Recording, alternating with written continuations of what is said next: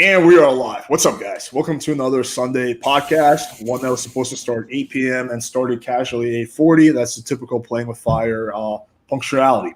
But anyway, so we have a special guest on today. I want to do a podcast, mainly on this channel. We focus about banging chicks and becoming a better man.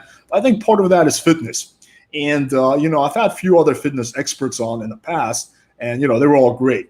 But a lot of them are like really weary about talking about like steroids and performance enhancing drugs. And I'm not saying I advocate that stuff. I'm not saying I don't advocate it either. I think it's up to you. But I do want to give you guys, information, right? So, for example, if you do want to go down that route, you don't take the wrong shit and fuck your health over. So, Intellectual Muscle has someone who's been talking about this for a while. He has a lot of experience with it, so he can give us info. Also just in general about training, fitness, and all that good stuff. But also you guys are more than welcome to ask any other questions. All right, bro. So thank you for coming on. And I know I gave a little bit of a long-winded monologue, but just briefly introduce yourself, like a 30-second to a minute summary. Okay. Hey guys, my name is Ketan. You can call it like the way that I explain it to my clients is the alphabet K and the number 10. So that's what I've labeled it right there because people butcher my name otherwise. I go by Intellectual Muscle on YouTube and Instagram. You may or may not have seen one of my videos that ended up going viral, which is I've worked with the biggest guy in fitness at this point in time, which is Greg Doucette. But I myself am Is he really the biggest guy like right now? Biggest guy on YouTube, like all the cloud, all the drama, all the views, all of YouTube is basically owned by him. YouTube Fitness is kind of owned by him. Like he's the guy with a really whiny voice? That's the guy. The guy with the Jafar parrot voice, that guy. All right, guys, we're gonna talk about fitness. That's the guy, yeah. Besides that, yeah, I myself have been in weightlifting and in bodybuilding for about like a decade now. I'm India's youngest strength. I'm from India, so I'm also an engineer, of course. But I'm also and I have 3 wives. No, but you know what? Both my parents are doctors as well. So, I mean, yeah. So I'm from India, engineer as well. So I use my engineering mind to figure out all of the chemistry, biochemistry, and training and such. And besides that, I've been the youngest strength and conditioning coach and the only strength and conditioning coach both at Harvard as well as at McMaster here in Toronto, Ontario. So, yeah, I'm glad to be on. So you're not just some gym bro. You actually have a lot of training and experience with this, basically. Oh yeah, 100%. So with Harvard, Harvard has 42 different teams and 2,400 plus different athletes, and they have athletes that I've coached. There are sports that I did not even know that existed. Like I don't know if you know what Nordic skiing is. I've heard of it, but I'm not familiar with it. Okay, so it's basically a different version of skiing all by itself. Basic rowing, like British rowing and such. And you have the basic NBA, NFL combine, and all the guys that basically went from Harvard and then got their contracts. So I trained all of those guys as well, and they have like hockey and lacrosse and all of that. But they have, and like fencing, I trained, I basically had control of the entire fencing team, which had 25 total kids, but 6 of them are Olympic gold medalists at the same team in Harvard. So yeah, so all of those guys, a bunch of bodybuilding people here. I trained I was in the team that trained alongside a guy called Mr. Ankur Sharma back home in India. He's the 3rd guy in the Mr. World or Mr. Asia, Mr. Universe or something. That was all the way back in 2010 or something. So yeah.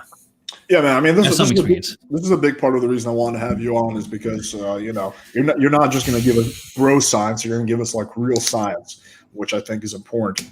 Would you say that the fitness industry, at least the one on YouTube, is like 90% marketing and bullshit? The fitness industry, fitness is the biggest marketing industry to exist at this point, right? Like, if you want to sell anything Pickup online, is giving it a close a run for its money, but yeah. Is it? I don't know. I mean, I know that people are looking for pickup advice because everyone's so socially awkward right now, and I mean both men and women. So I can completely understand that people don't know how to meet other people, but everybody wants a 6-pack. Everybody wants a 6-pack, and now every chick wants glutes because it's 2021. So everyone wants the thickness and the booty and ass and legs. And it's much easier to sell someone a 6-pack by showing them a 6-pack or showing them big glutes as opposed to trying to teach them how to get there. So yeah, marketing is the biggest thing right now. And also in this industry, being in it for 10 years, It's much. So I'll give you an example. Like one of the guys on my Instagram is a guy that actually won a local competition, like a CPA competition, and I'm the guy that's training him inside the gym, and he's taking all of the advice and every single step-by-step piece of advice that I'm giving him. He's doing everything, and an hour and a half in, despite everybody around us looking at me training him, after an hour and a half, a guy comes up to us and asks him a question about something that I just taught this guy, and he word for word repeats the exact same thing, and then we're both looking at each other and laughing because obviously the guy that I'm training is like 3 times my size, but the industry is all monkey see monkey do. So yeah, it's all marketing and gimmicks. And I mean, yeah. I think a big problem is that you got a lot of people who are like, selling supplements and they're like, yeah, this is the supplement made me jack. Well, in reality, they're on like fucking testosterone, tren, HGH, insulin. Yeah. And you have so many people, claiming to be natty, like the fake natty thing. Like, yeah. People. And I think this is what I respect about John Skywalker. That guy, he just owns the fact that steroids. Like he's like, yep, I do, and he constantly like jokes about it. He's like, yeah, I do steroids. It is what it is. Like I have no problem with people doing that. What I hate like the fake natty thing. Like clearly, like you can tell when someone's on steroids. Like most of the time, right? Their body's just too vascular. And it's like you look at that and you're like, come on. But they're like claiming that the result was, the result of this one supplement, which is like fucking largely caffeine and some bullshit. You have a lot of, bullshit bro science, and you have a lot of people in the gym who just like honestly don't know what they're doing. Like I see, obviously I'm not the most jacked person ever. I'm not, have long ways to go on that front. So I'm not like claiming to be an expert on this topic, which is why I want to have you on. But, like I do know enough to know when someone's completely wasting their time. And I see people doing these weird isolation exercises. And I'm like, like if I know, I'm like, what are you doing that for? He's like, oh, just trying to get swole. I'm like, that's not going to fucking make you swole. Like you're fucking jerking off your pinky or something like that. Yeah. It might make something swole, but not what he's trying to make swole. But there was another thing that kind of connected or clicked was so the genetic thing and the whole natty or not thing. The way that generally, if someone uses anything, I feel like they can almost instantaneously tell when somebody else uses something. And the problem is, the biggest problem I think with the uneducated, so to speak, is that they think, let's say a stick figure guy uses, injects something, uses something, and then becomes this big round piece of fucking muscle, because everybody thinks that it's just adding like a fuck ton of muscle, whereas that's actually not the true case at all whatsoever. How big you're going to be is kind of really dictated by how you start off, and you kind of just add like 20% more to that, 30% more to that or something. So if you're a fucking freak, man, you probably know people in your own school that were like the guys that were gifted, that were on the football team, or the guys that were gifted in wrestling. The genetic freaks, So, and all of those guys are probably like, you're probably already thinking at the age of 16 or 18, like this guy has to be on something. Like this guy has to, like, how can I be like 1/5 his size and we're both the fucking same age? It doesn't make any sense. But that's what people think. So now, if you use something and that guy uses something, you could use as much as you possibly can, and you'd still only make it from 1/5 of his size to 1/3 or half of his size if you're lucky. And that guy uses, like the smallest amount of anything, and he's going to become twice his size. So it's not like who's how big. It's not about who's how big. It's really about how does the muscle look, which is what you mentioned. You said vascularity and the definition and such. It's the way that the muscle looks is kind of how you can tell when someone's using something or not using something. Right. I mean, I think, let me know what you think about this, but this is kind of my theory. I think that, so I think that with pickup, you don't need that much knowledge to get pretty good. Like if you want to get super advanced, yes, you have to learn all the little nuances, and there's a lot of them. And I think it's like that with fitness. If you want to get just pretty jacked, it's really just, you don't need that much knowledge. It's, progressive overload, calorie overload, getting enough rest, getting enough protein. That's really it. It's just doing work, and like it takes time. But if you do that for a few years, you will look pretty good. I think that to get from like pretty jacked to like super fucking Mr. Olympia, yes, does require a lot of knowledge. That's when you get into like all these, periodization and all these like routines. But I think to get pretty good, it's really not that fucking hard. But I think that a lot of guys have the wrong information, and they're doing all these weird drop sets and like supersets, and like, but they're still like small. They're not at that point yet. Like I can tell you, I've told this story about my business partner, and me and him, the first time we actually were hanging out, we went to the gym in Colombia, and we were training, and I was like watching him, and I was like, wasn't not sure what the fuck he was doing. He was like doing some weird shit where he's like running around. Like, I'm like, bro, what are you doing? And he's like, oh, I'm just doing my super drop backflip set. I was like, what the fuck? I'm like, well, like, do you feel like your muscles are, getting fatigued? He's like, not really. I was like, all right, this is what we're gonna do. What is the most? If I give you a dumbbell, what is the most heaviest weight you can bench press 5 times? He's like, I don't know, man, 40s. I'm like, all right, here are 40s. Just go do as many reps as you can. He does like 6. He's like, ooh, this is kind of sore. I'm like, all right, take a break and then do that 3 times. He does that. He's like, holy shit, dude. Fuck, my chest gets sore, man. This is weird. I'm like, this is the first time you've ever been sore? He's like, yeah. I've been sore before. I'm like, well, there we go. Like, we just simplified your workout and, you got way more results. Like, this is the first time you've actually ever done anything productive towards gaining muscle, right? So I think that with game, like exactly like with game, people overcomplicate this shit a lot. So I guess I want to start off. Sorry, go ahead. I know you want to say something. No. So well, there were 2 different things. The first one was the progressive overload thing. That's like the bread and butter, the basics of anything. Like nobody should really be looking at or even trying to Google anything complex beyond progressive overload, because it kind of like if you start off, man, you need zero complexity. Zero. Like you have the only thing that you didn't mention was there are certain exercises that are better than certain other exercises. Compound lifts. Exactly. That's it. So it is super basic. It is bread and butter. As long as you're doing the main 6 to start off with, that's more than enough. Like that's why so many people right now in COVID have like their own home gyms, because you just need to do those 6 basics and keep on progressively overloading. The one other thing I was kind of going, I teach a bunch of periodization and programming and such as well. Where the periodization and programming kind of comes in is so that you never stall, pretty much. Like ideally, you will never stall. You keep cycling from high volume to low volume to high intensity to this rep and that rep, blah, blah, different kinds of intensity and so on. That's after you've been training for like at least 6 months, right?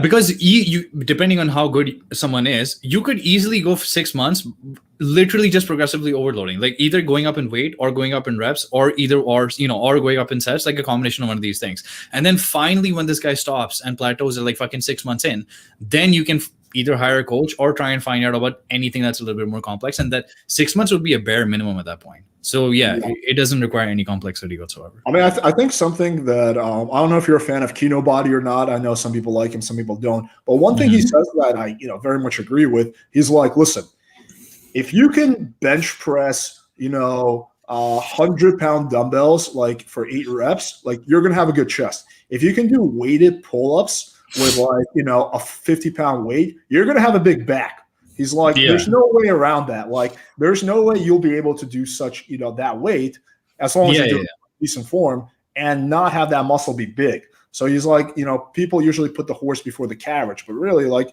get strong on key lifts and you're gonna look decent. Of course, there's a little bit more to it than that, but that's like in a nutshell. So I guess where I want to start is let's pretend you have a client. Right? Let's pretend I'm a client who knows zero about working out and fitness, and you have 2 or 3 minutes to explain to me what I need to do to get decent results. What would you say? Honestly, it's literally what we just covered right now. There's 6 basic moves, and if you want to go in like a certain order, deadlifts or squat first, the other one second, then your bench presses, overhead presses. So horizontal pushing, vertical pushing, horizontal pulling, vertical. Give what specific lifts, like just so guys. So let's say the first is squat. Let's say your best exercise is the squat. Go for the number 1. That's the number 1. Then let's go for deadlifts after that. Then bench presses, shoulder presses, pull-ups or chin-ups. You can alternate those. And I'm just trying to see if there's did I miss a certain? I feel like I missed a certain single one. Bent over rows, seated rows. Bent over rows, like a horizontal row, right? Wow. These are if I have 3 minutes to explain something to someone, I'd be like, okay, these are 6 moves. You know what? Start off 5 by 5. Just do 5 sets of 5 reps. Every time you go up by like 2 to 5 pounds. That's it. Just keep rinse and repeating, and keep going from there forever.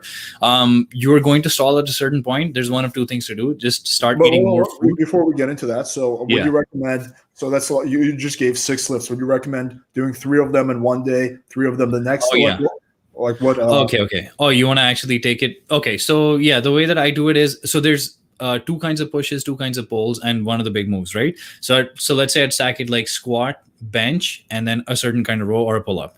So you have a full body move, like a deadlift or a squat is a full body move. Then you have one bench, which can also be considered a full body move, but it's more of a press. So one pressing movement and then one pulling movement. So either a pull up or a horizontal row or something.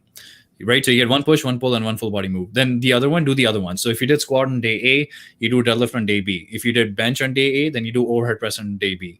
If you did pull-ups on day A, then you do bent over rows on day B.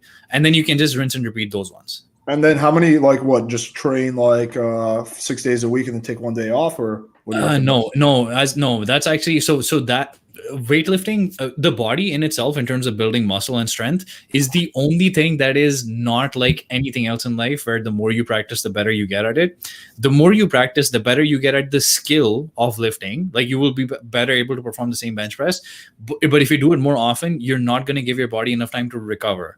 There's like a huge scientific methodology, the general adaptation syndrome. So alarm, reaction, recovery, and then so on and so forth. So if you go every single day of the week, you're just not going to give your body enough time to recover. So how many days would you recommend training? Every alternate day. If you're starting off, if you know nothing, bro, just start training every alternate day. So every other day. Okay. So day off, day on. Let's say you get like, you've been training for 6 months. At that point, can you go to 5-6 days a week if you're doing split routines? Okay, I'll be honest. Most people don't need to really complicate their programming, at least until the first year. And a lot of people don't need to complicate their programming until they reach year 3. Like you can literally, as long as you mix things up properly, you can keep making progressive overload for the first 2 to 3 years. Easy. But yeah, if you want to go for more, sure you can. But again, to be honest, like most people will get most of their gains in the first 2 to 3 years by changing like a couple of things, not having to go more often than not. So then let me ask you this question. So let's say you've been training for 2-3 years, you're like an intermediate, right? And you've hit a plateau. What would you recommend for someone like that? Now this kind of goes a little bit. So it depends on when you say a plateau and then in what sense. So this is where the periodization. They're just not able to make gains at the gym. Like they're pushing the same weight. They've kind of like, if you maxed out progressive, so newbie, so here's 3 levels, kind of like newbie status, intermediate status, and advanced status, right? Newbie, every single time you step into the gym, you can progressively overload. So every time you step in, your 2.5 pounds are going up, 5 pounds are going up, 10 pounds are going up, like, or a rep is going up or something.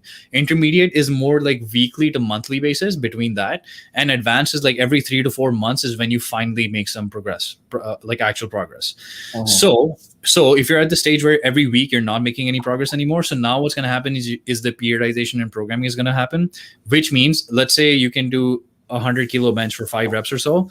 What you're now going to start doing for 1 set. So what you're now going to start doing is basically 90 kilos or something for 3 sets of 3, or you keep on increasing your volume. And that's it. But you keep doing 90 for 3 sets of 3, then you do 4 sets of 3, then you do 5 sets of 3, then you do 6 sets of 3.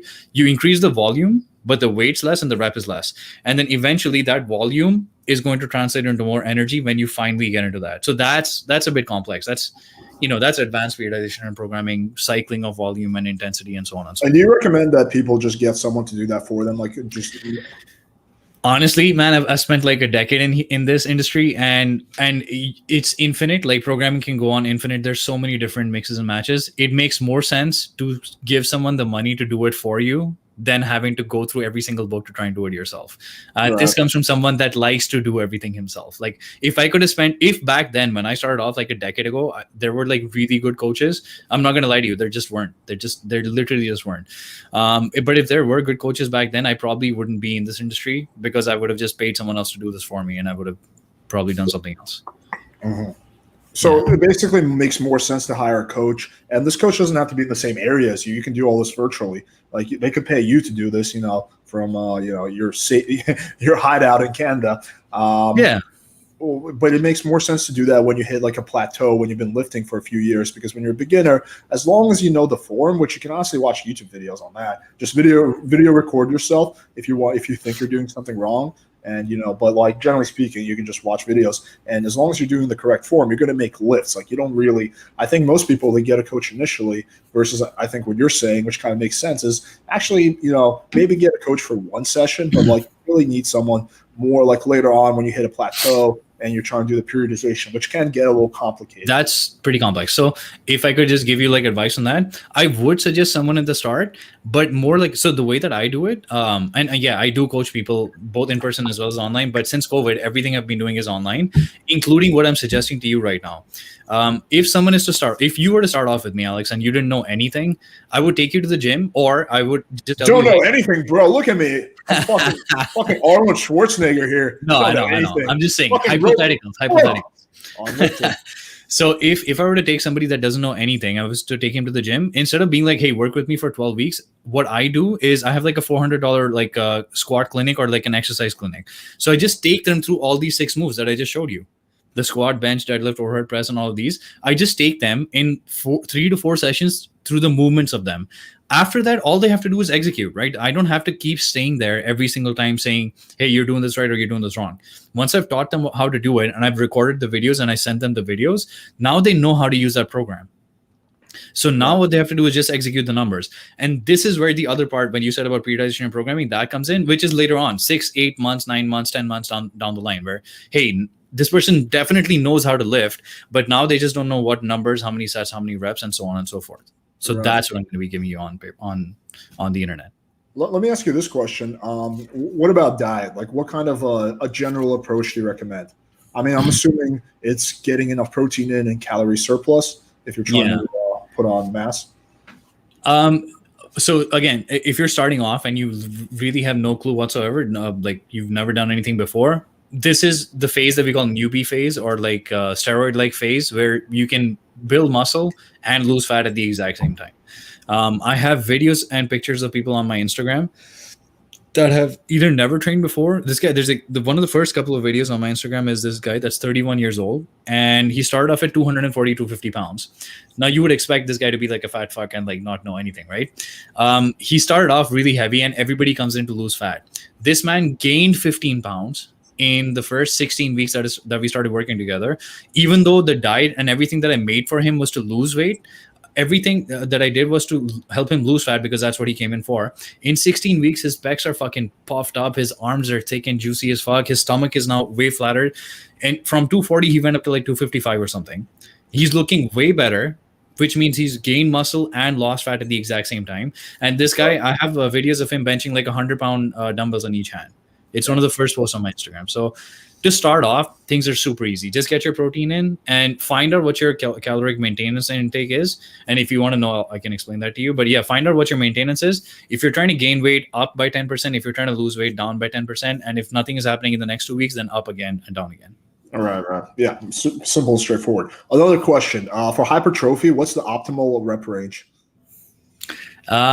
This one of the coaches that I really love. I'm sure you get the question a lot. Yeah, I know. No, but the reason why I'm answering it this way instead of giving you a number is because what he says answers the question without giving you the answer. Yeah. The best rep range is the one that you're not doing. So what that basically means is, if you've always been training high intensity, 4 to 6 reps, at a certain, this is where the periodization comes in, by the way. If you've been training 4 to 6 reps forever, you will be gaining weight and muscle and strength and hypertrophy for a long while, right? Until finally your gains start to diminish. Now you want to give it a new stimulus. So instead of going a 4 to 6 rep range, you could keep the exact same exercises, switch it to an 8 to 12 rep range, and now you're going to start gaining muscle once again. Until eventually you come back down again, and now you go to, let's say, 6 to 10 or something, and then you cycle between. Let's say for a beginner, like, don't they say scientifically? Okay.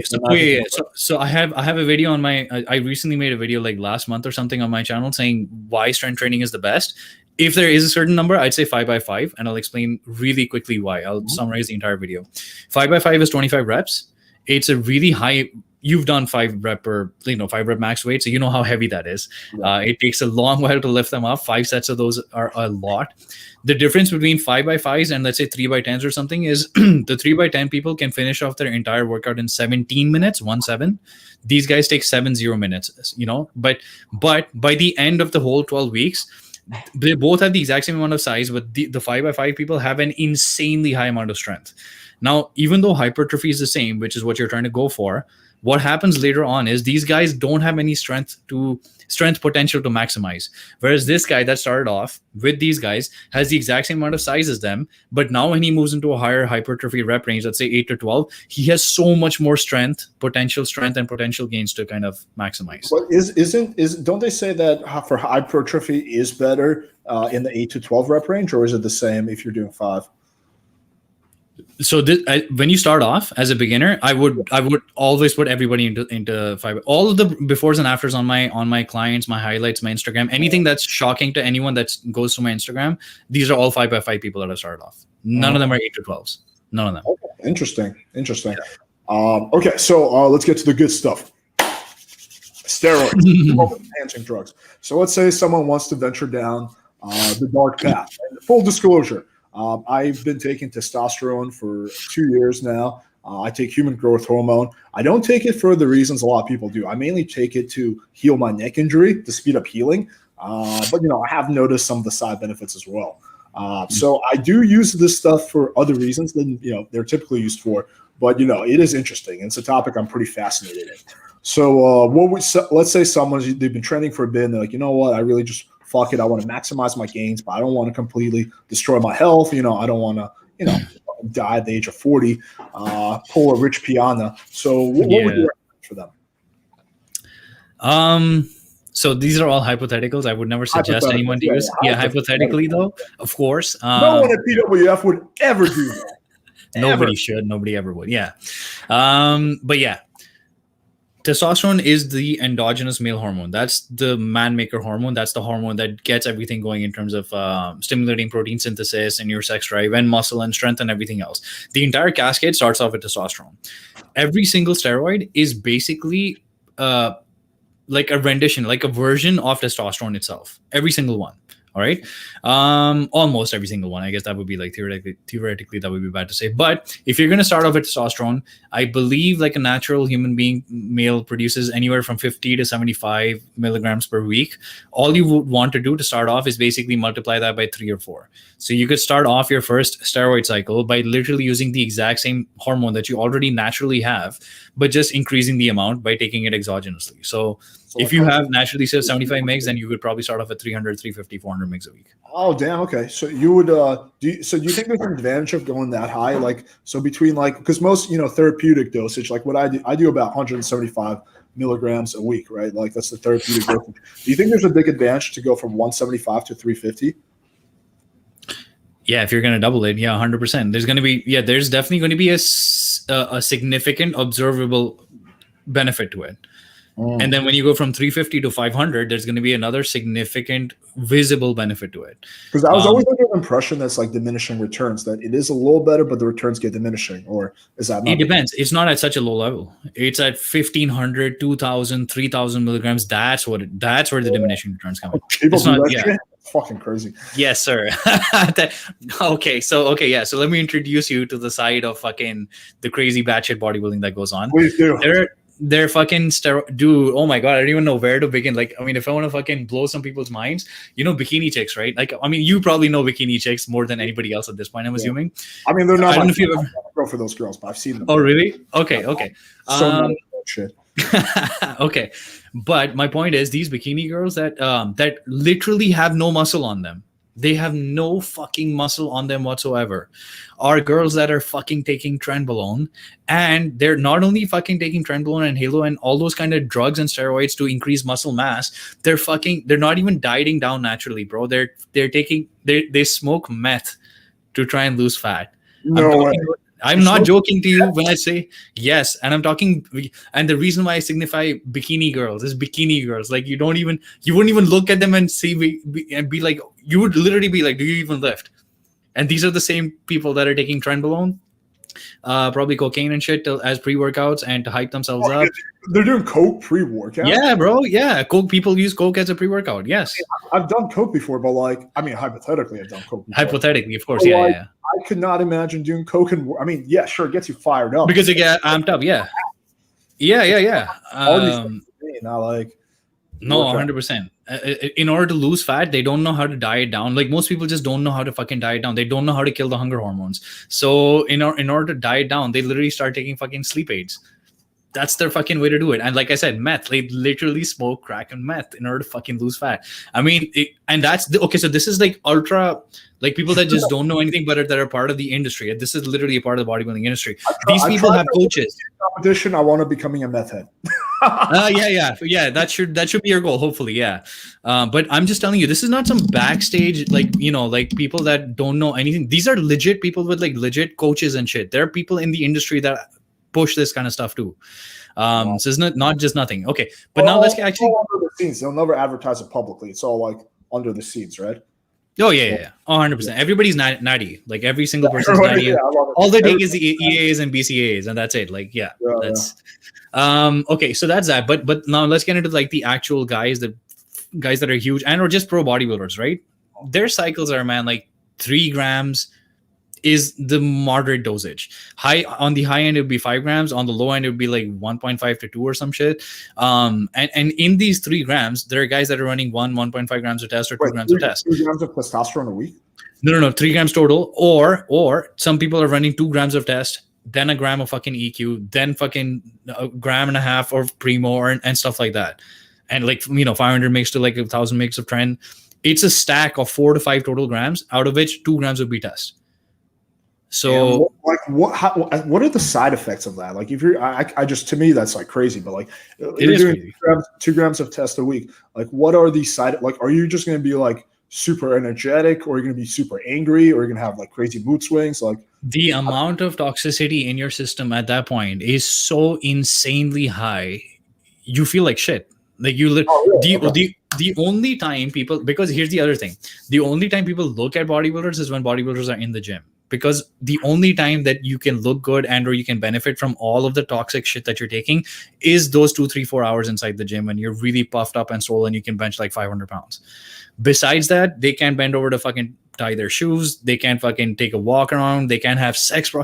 Most bodybuilders can't have sex because first of all, they don't even know how their sperm and motility and shit, like fertility and shit, gets affected. But also, like, if they're losing that much fat and they're taking so much stuff, they don't know what's killing it. And if you're a natural bodybuilder, then your testosterone is shot to shit anyways. So yeah, bodybuilding is not healthy. I just want to elaborate on this. If you're a natural bodybuilder, your testosterone is shot to shit. Why is that? If you're really lean. If you get underneath 8% body fat or so, you're not getting enough fats in, right? Or enough. Exactly, because you're not getting enough fats and because you're dieting down. If you don't get saturated fats and cholesterol, then your body is not going to make cholesterol, and cholesterol is the precursor of the sex hormones that coming out. So it's, I don't know where to begin and where to end. So this is all very interesting stuff, man. Honestly, like I did not know crack and coke were being used. I knew like insulin was being used, which to me is like, I would never fucking take insulin unless I was like actually diabetic, like, because that is the shit that kills you. Like, that's what killed Rich Piana, right? Like, it was the insulin. It wasn't the steroids. I feel like that stuff is more dangerous than all the steroids, in my opinion, from what I'm not an expert on this. But so, okay, let's do a hypothetical. Let's say someone does not want to go crazy. Like, they're just like, you know what? Like, I want to cheat a little bit. I want to look better, put on more muscle, make some gains, but I want to be as safe as possible. I don't want to destroy my health, which is, a category I would personally be in. So what for them would you recommend? Like you said, 300 milligrams of test? So that would be if you want to go ahead injecting. Most people, like, if I have a beginner coming up, again, hypothetically, if I have a beginner coming up, then I'd be like, most people don't want to start off injecting. Number one, they just don't want to start it. Most people have a fear of needles and such, and they probably might do something wrong, etc., right? So if you don't want to start off injecting, and or what if you don't like the effects? Most injectables have a half-life of 2 weeks minimum, 3 weeks, and so on and so forth. Oh, right. I thought best was like 3 to 7 days, or it depends on the ester. So enanthate is enanthate 7 days? I believe enanthate is 7 days. Undecanoate is 14 days, 10 to 14 days. Sustanon is like a mix of every single one of them. Propionate is every single day. Suspension is no ester. So like the second you take suspension, you instantly feel it. So it depends on the ester that is attached with the compound. But once again, my point with this is, if you go off of testosterone, you won't feel like shit until 4 to 6 weeks have passed, because it takes that many half-lives for all of the testosterone to leave your system. Right now, the reason why I mentioned this is important is, what if someone let's say they start taking Tren Ace or some shit, and Tren has horrible side effects. In fact, Tren is something that I would always tell people to stay away from because it's neurotoxic and causes Alzheimer's and dementia and all that kind of shit. But anyway, and you can get what Tren gives you from so many other things. But my point is, let's say they take Tren or something, and now they have really bad side effects. They're gonna have to suffer those side effects until three half-lives of that you know what? So what I would suggest is just start off with an oral. Like start off with an oral, literally just do 20 milligrams of Anova. 20 mgs of Anova is going to make you feel like a fucking god in the gym. Really? Oh my God. 20 mgs of Anova is going to make you feel like, what the fuck is happening? My veins are fucking exploding. My arms are fucking exploding. My delts, I can't reach back and like, grab my shoulder because like my left delt, my pec is so pumped up. It's insane. And again, you're starting off from natty. When you start off from 0 level, like natty status, and you fucking suddenly go super physiological, you're gonna feel it. Like you can feel. What are the side effects with Anavar? Well, that's the other thing. That's the reason why I suggest Anavar. It's the least side effect heavy compound that exists. In fact, I believe Anavar was made for people that were bedridden in the hospitals that were suffering from muscle wasting diseases. So these guys could literally not do anything. They were just literally wasting away. And that's what Anavar was made for to help these guys maintain muscle. So it was made for people that were sick. It's the safest one out of all these. It's one of the safest ones, which is the reason why and it also has the least virilization effects, which is for women, like all the masculinization effects and all that kind of stuff. Like it doesn't have that many effects of that. Anavar doesn't have that. There was one more thing about Anavar that I just completely forgot, but that I wanted to mention. What's the difference between Anavar and Test? Well, Anavar is a pill. First of all, it's not bad. Just let's say someone has no problems with injectables. Well, Anavar it can be understood as an oral form of testosterone. That's one way to think about it. But Anavar isn't testosterone in itself. It is a different compound. Like testosterone is testosterone. Anavar is oxandrolone. It's a different one. Eventually, they both kind of behave the same way. But if you want to be like completely like just stick to what the human body kind of produces inside, then yeah, testosterone would be it. But Anavar is one of the safest things. So I can't really kind of compare them both to you. Like, are you asking me about strength, or how are you kind of asking? Like effects, like like I know with Test, you get at least if you do therapeutic doses, you get like longer erections, you get some strength gains, you have a little bit more of a six pack. So I know, like, I've never done Anavar, so I have no idea. Like, what are the effects of that? If you start doing, hit me up after this and I'll explain Anavar to you. But if you start doing Anavar literally at 20 mgs a week, all the vascularity and shit that you see, it's going to go through the roof. Like, you're going to pump up like crazy. It's going to be crazy. You're not going to have actual definition, but the nitrogen retention is going to go up that high. The vascularity is going to blow up so much. Your pumps are going to get so good. It feels really, really good. And all of that, as you keep taking it for 8 to 12 weeks, that compounds, and you're lifting weights the entire time, breaking muscle tissue down, increase protein synthesis. All of that compounds into more muscle by the end of 8 weeks. So it's not like instantaneous muscle, but it compounds over 8 weeks. Right. Yeah. What about HGH? What are your thoughts on that? GH, I haven't used it. Like, I haven't used GH myself. Would I? Wouldn't I? I have no clue. GH is, I am pretty convinced that it's really good. Like, it's like the elixir of life kind of a thing. It's a youth drug. I completely see. Yeah, so much fucking crazier. Like, I actually look forward to going to bed now because my dreams are so vivid and like fucking epic. That's like one big thing I've noticed. With AGH, I haven't taken straight AGH, but I have taken MK677. I don't know if you've heard about that. Yeah, I'm familiar with that. So it's basically just a secretagogue that increase. It's like a test booster, but for GH. Dude, it gave me like the worst fucking headaches. What, MK677? I had the most wicked fucking headaches. Like, the headaches were so bad that nothing else was worth it. And when I got off it, like literally the next day, headaches complete gone. Do you know how much you were dosing? What the dosage was? I don't remember. This was like a few years ago. But I do know with GH, I also noticed something similar when I first started. But the difference is with GH, when I lowered the dose down, like I do like 1.7 IUs, which is like a very safe dose. I'm not doing like 10 IUs or something like that. And when I, just got the dose a little bit lower, like the headaches went away. So I do think that for some reason, I did research that the growth stuff, like some people, like I think 10% people are predisposed to headaches because they decrease. I don't know, something like that. But with MK, yeah, maybe if I did a smaller dose, that wouldn't have been a thing. But like, dude, the headaches Maybe. were insane for me. Because the tested dosage for MK67 is 25 megs. At 25 megs, and they've doing like 50 milligrams. So yeah, that's double the dosage. That's literally double the dosage. And it for that's where what you mentioned about like doubling the dosage has the whatever losing benefits or diminishing returns.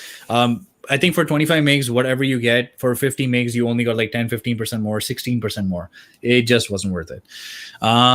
Besides that, I had something to say about MK67, I think, but I forgot. But yeah, I've used MK677, crazy hunger, crazy appetite.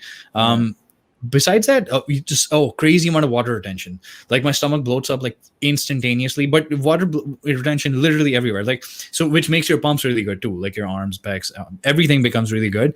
But water retention is like instantaneous, and that's about 2 to 3 kilos for me. And the second I stop it, it goes away like that as well. And also the appetite goes up. So like for example, an ectomorph and someone that really just finds it really hard to eat a lot of food, anyone's like every time I've tried it, my appetite goes up to like 5,000, 7,000 calories or some shit, and then it instantly comes down to like 3,500. So if I start off at 2,500 or 3,000, it'll take it up to 5,000, 6,000, and then it'll come back down to 3,500. So you still have a higher metabolism than before, like a higher intake than before. But yeah, that's what MK677 does. I had something else in mind, but I completely forgot about it. So since we're on that topic, do you have a good? Because my big issue with like the what do you call it, Sarms, or I guess MK is not really a Sarm, but that kind of thing. Yeah, is the most sources online are like shitty. Do you know like what's a good source? I basically started off with one of the biggest sources, one of the guys that has the biggest YouTube channels and such. I'll just fucking mention his name. I love this guy. He enhanced athlete and Dr. Tony Huge. Yeah, fucking love this guy. This guy. Enhancedathlete.com. That's the website. That was the initial one. That's where I first got it from. And then what I did was I think we've had this discussion before. I told you I basically found his sources back in China, and then I started basically ordering from them. And I make my own stuff. Like I make my own, shit. I make my own MK677, and I make my own. So this is MK677. You're right. It's in fucking whiskey or some shit. I just use any alcohol. You have like laboratory equipment and shit? Is it hard to make? It's not that hard to make. It's not that hard to make. I make the Sarms by myself. LGD I've made by myself. Rad I've made by myself. Anti-hair fall solutions I make by myself. Like RU, I forgot the other one. Yeah, I'm gonna buy some anti-hair shit off you. I definitely need that. Yeah, I can teach you guys. I can. Yeah, sure. Why not? Do you sell online, or is it just for personal use? This is just for me, just for my own personal use. That's pretty awesome, man. I guess that's the scientist in you. So let's kind of let's say someone doesn't want to go commit fully to like Anova test or HGH, but like there's a step before that, right? So this is the way I kind of always break it down to someone who asks me like I would say the first level is peptides, would be CJC, ipamorel, and those are like super safe in my opinion. Like there's really like it doesn't get safer than that. And if you go like 5-amino, like that shit actually works. So, but they're also like the least potent, I think, in my opinion. Next level above that is Sarms, and then the level above that would be like steroids and tests and HGH. So let's go a level below. Let's say someone wants to go to either peptides or Sarms. What are the ones you would personally recommend? Okay, I was actually going to go into the CJC just to kind of find out what that is, because as an anabolic, I've heard of these terms, but it boosts growth hormone. That's what it does. CJC, ipamorel. Dude, like my roommate. This is very interesting. I want to share this. My roommate, he got on CJC, ipamorelin, and he took his IGF-1 levels to over 300, which is what my IGF-1 levels are from using like legit growth hormone. So he was able to achieve literally the same exact effect just by using peptides, which is really interesting. It really works. That's interesting. I may want to check into that. Yeah. Okay. No, I have never used that myself. But here's the other thing. So okay, let me explain to you kind of what the anabolic matrix is, so to speak. So there's anabolic things, purely muscle tissue building, let's say. Then there's growth hormone things that basically increase your IGF. That's a completely different pathway. Right. So anabolic stuff is protein synthesis stuff, nitrogen-based stuff, amino acid-based stuff. Growth hormone is IGF-1 based stuff. Then you have insulin or insulin-like growth factors and well, not insulin, IGF-1, sorry. So insulin are things that basically shuttle your partitioning agents, like your food. This is for food-based stuff. All right, and I forget if there's a fourth one or not. So what you're doing is going the growth hormone route, which I would say is a very indirect method of trying to go there. Like I would say the growth hormone route is probably the last thing you want to do. The first thing you want to do is this one, is the anabolic route. Right. So either anabolic type things or Sarms. And so if you're going, would you recommend? Which Sarms would I recommend? Yeah. Again, so start off with the least. So here's one of the things that everybody kind of needs to learn. But start off with the least effective dose and the least effective and the least strongest thing. Because when you're at zero, you don't need to be doing the most complex and the most strongest shit. It's not going to give you more gains than the other one. And even if it does, it's going to come at the cost of future gains. I don't want to go into the details of explaining that. But basically, if you can get stuff out of like, so my first cycle was 5 mg of LGD and 25 mg of MK, and that was it. And the reason why I did both of those is because I wanted to hit both of these pillars, like the anabolic one and the from just that. What did I get? I have pictures of this. I don't know if I can show this online or not, but just spitball. You know, man, I look like a different human being. I mean, if you want to show it, I look like a different human. I mean, I also became fat because I wasn't really back then. It was like, oh, the juice is gonna make me huge, so I did become huge, but I also became pretty fat. But I just mean I became a fat ass. yeah. But I definitely put on like significant size, man. Okay, so So let me just tell you what everybody gives a shit about. My arms went up by like 1 inch to 1.5 inches in 3 to 4 weeks. Now, how much of that was fat as well and water as well? Sure, but like I'm gonna credit like let's say 1 inch to it, or maybe 0.75 of an inch to it to like fucking pure LBM. So that was my first run. Okay, and that was a really minimum effective dose. Like 5 mg is minimum effective dose for the like meatheads like us. The studied minimum effective dose is 1 mg. Like 1 milligram is enough for suppression. 1 milligram is enough for gains. 1 milligram is enough. If it was 1 milligram, 3 milligrams, 5. I just did it because the suppliers that I bought it from, 5 was what they said that they had. I guess my question would be this: like here are the popular Sarms that I think everyone knows about who's into this shit: Osterin, Ligandrol, RAD, testosterone, yeah. Rod, or testosterone and MK677. So let's say someone could pick one or two of those. Which ones would you say they should pick? Okay, MK677 is the growth hormone one. So you can always stack that with any of them. You can take that even off cycle, like if you're actually doing blasting and cruising and shit. You can, anybody can take MK677. Like at this point, I'm like convinced that it's extremely safe, unless you're some kind of fucking exceptional case for you who it isn't. Like I would let my parents take it. It's that safe. I would want them to take it. Hey, grandma, you want to get jacked? No, but you know what? No, but elder people actually lose their fucking appetite, bro. That's what it does. It gives these people their appetites. So it is actually healthy just because it makes them eat food, and also the growth hormones like anti-aging and shit. But yeah, so MK677 you can stack with anything. Least strongest one is Osterin. Least strongest and most researched SARM so far is Osterin MK2866. That's the first one that you want to go for. Start off at 10 milligrams, then bump up to 15, then bump up to 20, so on and so forth. You could do that in the same cycle. You could do it in the next cycle, right? Then once you're done with that, then move, if you want size, the hypertrophy one is LGD. Then start off with 5 mgs. Next cycle, maybe go for 7.5 or 10 mgs. Next cycle, go for 15. That's more than enough. RAD is more of a strength-based one. It's up to you how much you want to use, like 10, 20, something of that sort. And then once you're done with, like I did the LGD MK one 5 times.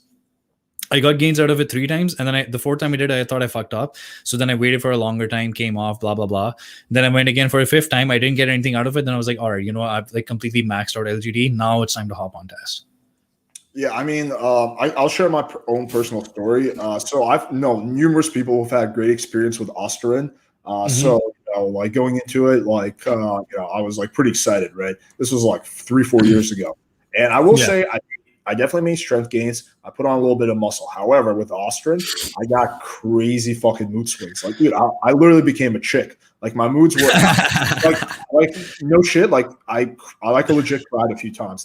That's how emotional I became, which is really not. Like, I'm a cold-hearted fucking. Like, well, that's nice to know, but okay. Like, I literally, like, it was crazy, man. Like I remember I had a girlfriend at the time. And like we would be hanging out, and I was like, I was just randomly would come, and I just want to start crying. I'm like, oh God, hold it in. She's gonna think you're a bitch. Just fucking hold it in. I gotta go to the bathroom. Was it Austrian or did you by any chance take Clomid? No, that was Austrian. I used Clomid Wow. afterwards to recover my testosterone. Yeah. But no, Clomid was fine for me. It was the Austrian. Again, maybe it was a bad source. I don't know. Like it could be a lot. The problem I have a lot. Yeah, exactly. It's not regulated. Like testosterone, HGH. Like if you get from a pharmacy, like that shit is going to be what it is. But I feel like with a lot of this stuff, there's no regulation, so it's a little bit of a guessing game, which is really important. Which kind of makes sense that you're making your own stuff because you can trust yourself, but you can't trust some random company on the internet. Yeah.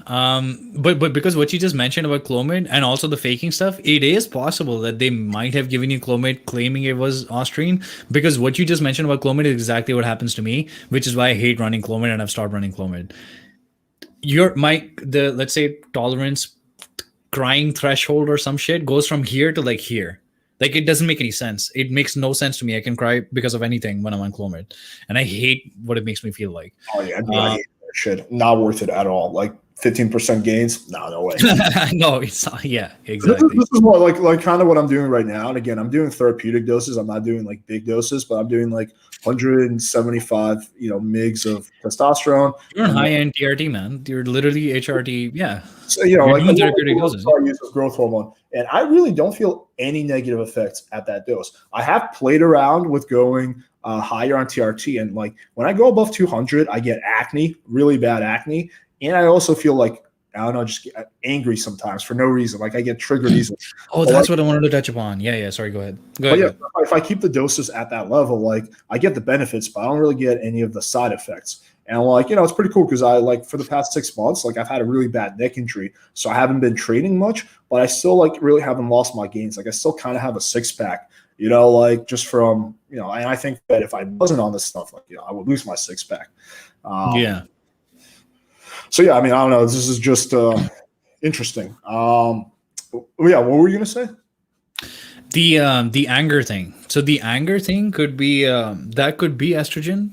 That could be crash estrogen. It could be high. It could just be that you are one of those people that just feel really angry because of higher testosterone. But because that kind of stuff, this is where the part about having a coach and someone that knows everything that's going on, that makes a difference. Because man, I've worked with Greg and I've asked him a bunch of different things too. And even though he does have 20, 30 years of experience, there's only so much that he knows. Or there's only so much that like every single person knows as well, right? Is that voice he has natural, or is that a result of some shit that he's on? No, it's his natural voice, but he plays a character though. Oh, okay. It's not his real character. He actually, he still sounds like that, but he basically exaggerates on it. He doesn't actually sound like that. Okay. But my point with that was, where was I going with that? What did I mention before this? It's about what people tell you or don't tell you about aggression and estrogen and all that stuff. So for example, like I'm going to ask you straight up and tell me honestly, because I could literally fix this for you here. Since you've been on TRT, HRT, have you had any erection or libido issues or anything? Like the quality of your erections lasting, blah, blah, blah, anything? If anything, it's gotten better. Okay. Do you only take TRT or anything else as well? I just do TRT, HGH, and I take peptides for healing, but it's not like muscle build. I take BPC and thymosin beta. I inject that in my neck. And I take another peptide to boost your immune system, thymosin alpha 1. That's really it. I don't do anything else. Okay. So I'm going to give you an example of myself. For example, like this is stuff that I didn't notice before, but then I started noticing now and I figured out why as well. And this is despite working with so many people, because if it doesn't happen to you, you don't really kind of realize what's happening and where it's happening. Every time I cycled on and off, I would use a full PCT, like Nolvadex, Clomid, HCG, so on and so forth. Eventually, I stopped using HCG and just started doing Nolvadex and Clomid. But when I was doing all that stuff, I was kickstarting my own endogenous production. My HPTA, HPGA was coming back up again. Now, the reason I mentioned this is because from my last contest prep, I've only done one cycle so far. And since then, I've had really bad erection issues and libido issues. And I can't figure out why that is. And it shouldn't be, because I'm on fucking testosterone. Like, shouldn't this be making it better? Because when I started testosterone off for the first time, dude, it was like it was becoming like 14 again. It's like you have 5 boners in a day and you're trying to fucking get rid of them. And it was nuts. It's insane.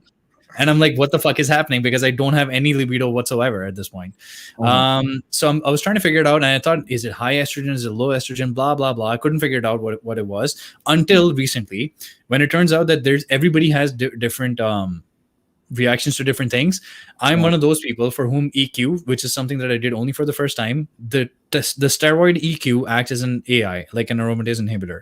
So the steroid in itself would reduce the amount of estrogen that I have in my system.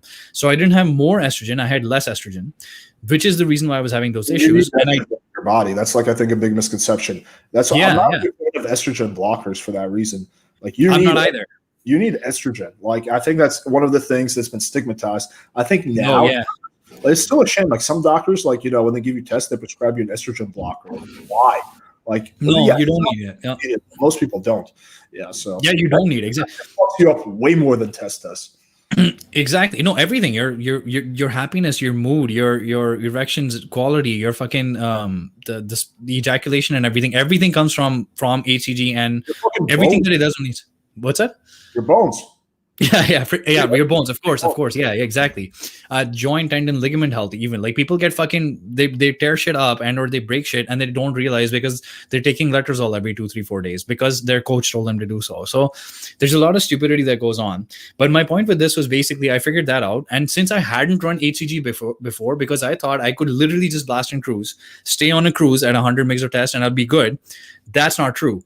I need to take it, and most people, I guess it depends, because like I asked you and you say that you don't need it, but I definitely need to take it because HCG, what it does is it restarts your endogenous production of sperm and motility and all of that kind of stuff. That increases the quality of your erections and libido and everything else. So I was really lucky that I had some stuff that I bought home from India that I still had one vial left. And I was like, you know what? I haven't tried this. Let me just fucking try it. So I pinned that like 4 times in like a matter of 20 days or something. Only 500 IU of HCG, and stuff that I was missing for so long started coming back again. So HCG was a game changer for you. Yeah, HCG was a game changer for me in this case. Now, here's the thing. I was suffering from kind of baddish erections and libido issues for a while, but I couldn't figure out why it was, and it shouldn't be because I've always been on test. So I was like, this doesn't make any sense. And everybody that I asked, including big coaches, they don't necessarily have an answer for it. So it's only when I figured this out, and then when I did HCG and I saw an improvement, then I'm like, why is this happening? And that's when I figured out, like, you have to, even if you're taking testosterone from outside, all it does is replace the testosterone. That's it. You still need your testes to keep on going, to keep on producing sperm and all of that stuff to keep happening. So and there's another hormone. Anyone who does test, they also do HCG? Yeah. No, there are a bunch of people that do that. No, I did that. It's funny. I did that initially, and then for some reason in Florida, they made HCG like nearly impossible to get, and so it became like almost impossible for me to get it, like from a pharmacy. So I just stopped and just did the test. But so you recommend I get back on the HCG? Just try it. Why don't you just try it for like a month or so? Because you can tell instantly. Okay, here's the other thing: has the size of your testicles shrunk or no? Testes shrunk or no? Nah, my testicles are full size, motherfucker. Full size. I mean, Pixar didn't happen, but we don't know. But some big old balls. No. But yeah, so that's some stuff that you can instantly take a look at, instantly find out about what's happening and why it's happening. Let me ask you this question. Do you think it's possible to do this stuff? Well, actually, let me ask you before I do that. Can you explain what blast and cruise is for anyone who's not familiar with that? Okay, blast and cruise. So blast and cruise is this newish term that kind of came out like maybe 15-ish years ago, 20 years ago max. Prior to that, anyone that ever did steroids was like, they used to go on them, like take them for a little bit, 8 weeks, 16 weeks, 20 weeks, whatever. And then they would take time off of them. And it would be time on, time off, would be either the same or it'd be less or it'd be whatever. They would have different ones. Now, in this on and off, you would basically suppress and or shut down your FSH, your LH, your testes, all that kind of stuff. When you were on and using the stuff, and when you came off, you would give your body some time to recover, to come back again, and then you go on again, then go off again, go on again, go off again. So that way, the theory was that you wouldn't ever lose the ability to come back again. Blasting and cruising is because now everybody is so into how they look 24/7, 365. Everybody's competing. There's fucking contracts on the line and Instagram followers on the line and everything that matters so much to people. Now people don't want to go off at all whatsoever. So they blast, which means they actually start they actually take a steroid cycle, start off a steroid cycle, big doses, 500, 600, 1,000, 3 grams, whatever. And when they cruise after like 12 to 16 weeks, because it is so toxic for them, they have to still take time off, but they don't completely come off. What they're going to do is go from 3 grams down to like 500, 400, 300, 200, and then cruise at that much for 6 weeks to 12 weeks or whatever, and then blast once again. So that's blasting and cruising at this point. Right. Which is like the smart way to do this stuff, right? Or blasting and cruising, in my opinion, actually is the smarter way to do this, but only, once again, if you figure things out, like I just told you about HCG, if you figure out every way that you as a human being can perform the best, then blasting and cruising makes sense, because starting things and turning them off and then starting things and turning them off, that actually does more damage to the human body than just having it turned off once, and then going from there. Yes, exactly. Let me ask you, so just a few more questions before we take Q&A, but would you say that the vast majority of like the Instagram models, YouTubers, like the people who guys idolize, take some level of the shit? Man, I think when I started off back home, okay, I'm from India, right? So in India, fitness is huge. Bodybuilding and fitness is huge. And it's ironic because you guys literally, when you go to an Indian restaurant, you order chicken, you get like 2 pieces of chicken and it's all fucking rice and sauce. So yeah. For a country that loves fitness, you guys are sure fucking lacking in protein. I didn't say that we're educated about fitness. I just said that we're fucking passionate as fuck about it. Yeah. But yeah, so milk. But my point with that is fitness is huge in India, and also all medicines are pharma, and you can literally walk into the pharmacy, we call it the chemist back home, we can walk into the chemist shop and ask whatever the fuck you want. I want like X many kits of growth, I want this much insulin, I want this much testosterone, I want everything. Yeah, whatever you want, and like DECA, whatever you want, and it's pharma grade shit. Except for the stuff that isn't pharma, like trenbolone is never going to be pharma grade, right? So like, I mean, you can't really get that. EQ you can still get from the vet and all those places. Like everything is so easily available. There's no rules, laws, regulations, nothing. You can do whatever the heck you want. I don't know why I was going into that rant. There was a point with that. I don't know why I was. Oh yeah. So in India, in fucking 2012, 2013, when I used to train in the gyms, this was a shocker for me because I thought, oh my God, steroids are such a bad thing. When I went to this high-end gym and I was a trainer at this high-end facility back home called Fitness First, man, I found out in less than 3 months, more than 60% of all the population of the entire gym was on something or the other. And I'm talking fucking housewives. I'm talking people, regular people going to the office. I'm talking anyone and everyone. Everyone is on something or the other. Like people are on, like, bro, housewives are on fucking growth hormone and shit, and the guys are obviously on all kinds of test and DECA, and like they're chicken legs and fucking walking around with big ass arms. People that are just only the bench press only do bros that, it was fucking ridiculous. Everybody was on something or the other. And that was 2012, 2013. That I don't even think Instagram and shit launched back then, or I don't even know. So imagine how big everything is now, how much money there is in everything now, and everything that matters at this point is the way that you look. So yes, everybody that you can see online is going to be motivated to be taking some shit, and their sponsors and contracts and stuff are going to motivate them to not tell you about what they're taking, because then you wouldn't buy their BCAAs. Yeah, I guess kind of the conclusion is I know that a lot of people are going to accuse me of advocating, steroid use, and that's not what I'm doing. Here's kind of the premise for why I wanted to do this podcast and why I asked a lot of the questions that I did ask. I'm all about giving guys the truth, giving you guys the real scoop. And I think, unfortunately, a lot of guys, were not aware of this. I was not aware of this 3-4 years ago, that a lot of the, Instagram models, YouTubers, whatever, like the guys that you might think is cool, idolize, they're taking some shit, right? And that's not either. I don't think you should make a judgment whether it's good or bad. It is what it is. And I want, my subscribers to, if they do make an educated decision to go down that route, have the right information, because I do think it's very easy to do the wrong kind of shit and fuck your health up, which is not something I want to see. But I do think it's also possible to do all this stuff relatively safely. Like, I really do. Like, as long as you're smart with it and, you don't take the wrong shit, the right dosage, kind of what we talked about. So, I want to give the guys the information and let them make their own decision. Like, I don't think whether you decide yes or no, I want to use, fucking testosterone. That's your choice. That's not right or wrong. It's just up to you. I think another thing that we haven't mentioned yet, but is very important, is to do blood work. Like I do blood work personally every 3 months. Like I do that shit. You don't have to do it that often, but you should, before you even consider this stuff, do blood work. Check your testosterone level, your free testosterone, your sex hormone binding globulin. Check your IGF-1 levels and like kind of figure out where your baseline is. Because if you naturally have a high level of testosterone, but let's say your IGF-1 is low, then it makes more sense to go down the GH route, right? And vice versa. So I do think it's important to be educated with it. I think that's important to take all the stigma out of this stuff and just look at it as like, okay, almost look at it as like, let's say like someone who takes Adderall to study, right? Like that's not really stigma. Anymore. It's like, hey, like I made a decision because I want to get more work done that day. I'm gonna take an Adderall, and I know that might fuck with my sleep a little bit, but there's some ways to do it safely. Like I can take it earlier in the morning instead of Adderall. I can take Ritalin, which has a shorter half-life. So there are things you can do to be a lot smarter with it. But then unfortunately, like you said, there's a lot of people who abuse this stuff, and simply because they don't know any better, and they wind up, like fucking themselves over, which is really sad. So that was kind of the premise for like why I want to, I guess, do this interview. Aside from the fact that it's fun to chat, but I mean, I'd add like a couple of caveats to that.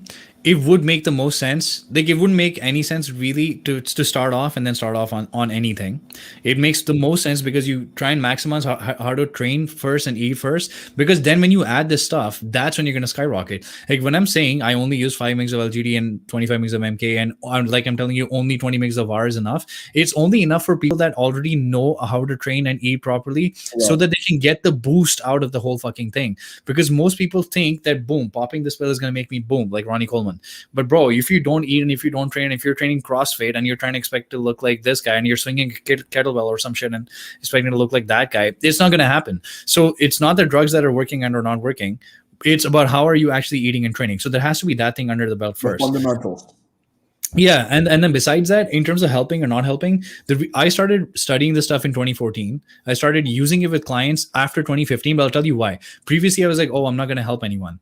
Until there was this time when I was in this gym, and there was a guy that I knew. I'm making a really long story short. The guy that I knew that I just saw literally just randomly crying in the parking lot of the gym.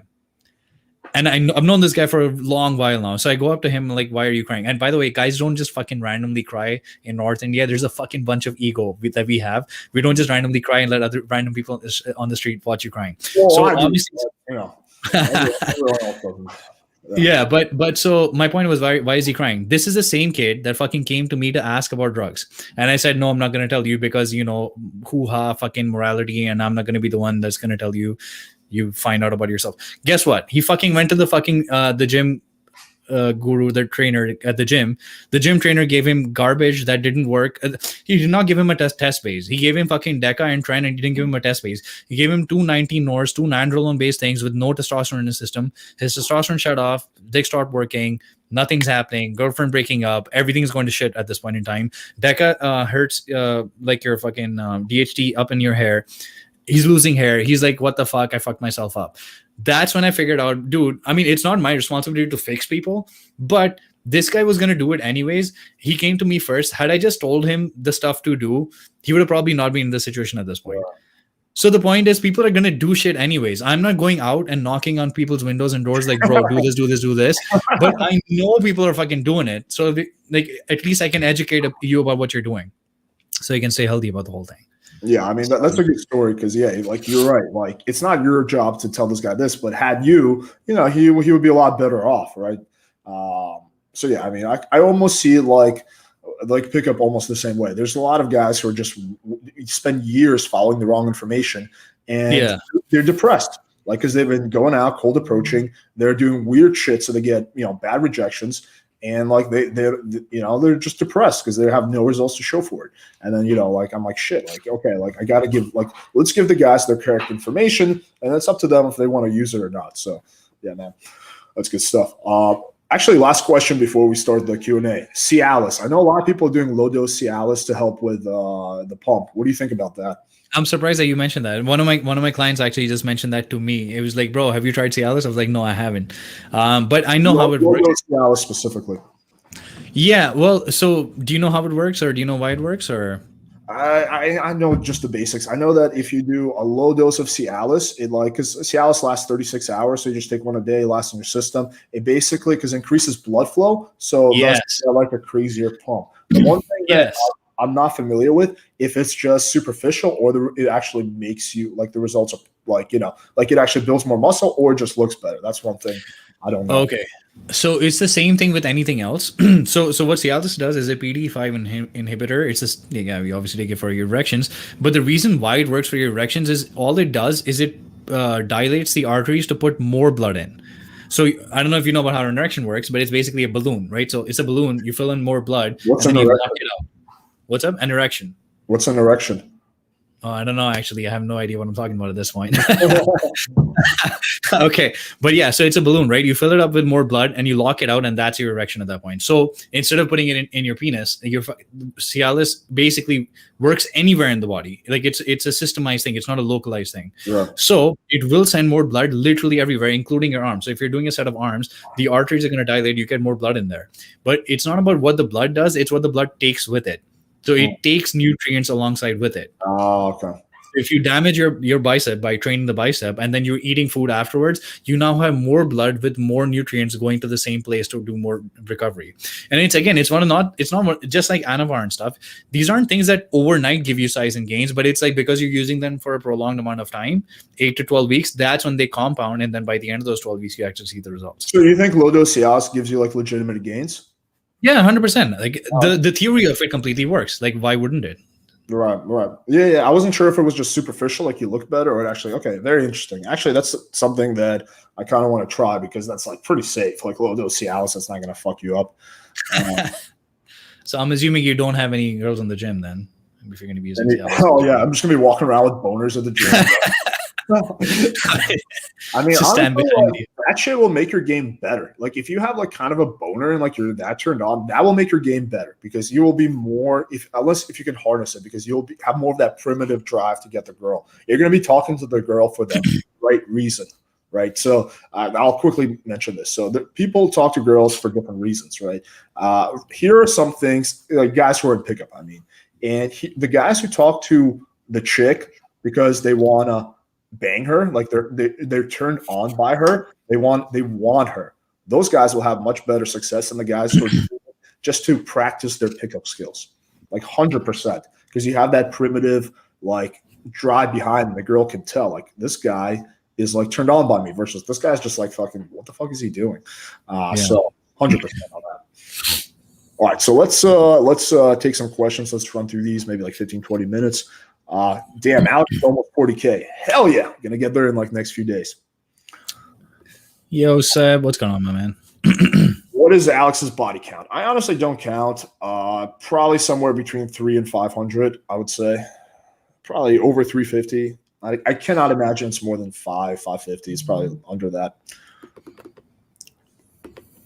What would you say full body, upper body, lower body PPL's idea, assuming you no longer get gains? Do you know what he's talking about? Oh, I see it. What do you see full body? What do you say? Full body, upper body, lower body PPL is the ideal way to go, assuming any longer get gains. Let me get them one while you answer this. Okay. So I have a video. I actually have a video about why PPL, why push-pull legs is bad for beginners. And I go into the whole detail about that. So if you go on my YouTube channel, Intellectual Muscle, and just Google PPL, you'll find out why it's bad and such. That you no longer get gains to increase the ideal way to go, assuming that you no longer get gains. Push-pull legs is probably going to be the one where because you can dissect push, pull, and legs, that you can actually contribute more focus in terms of volume to each and every one of those. So you could do push-pull legs and then just keep on rinse and repeating push-pull legs, or you could do push-pull legs, weaker body day off, weaker body part, and then push-pull legs off. There's something like that.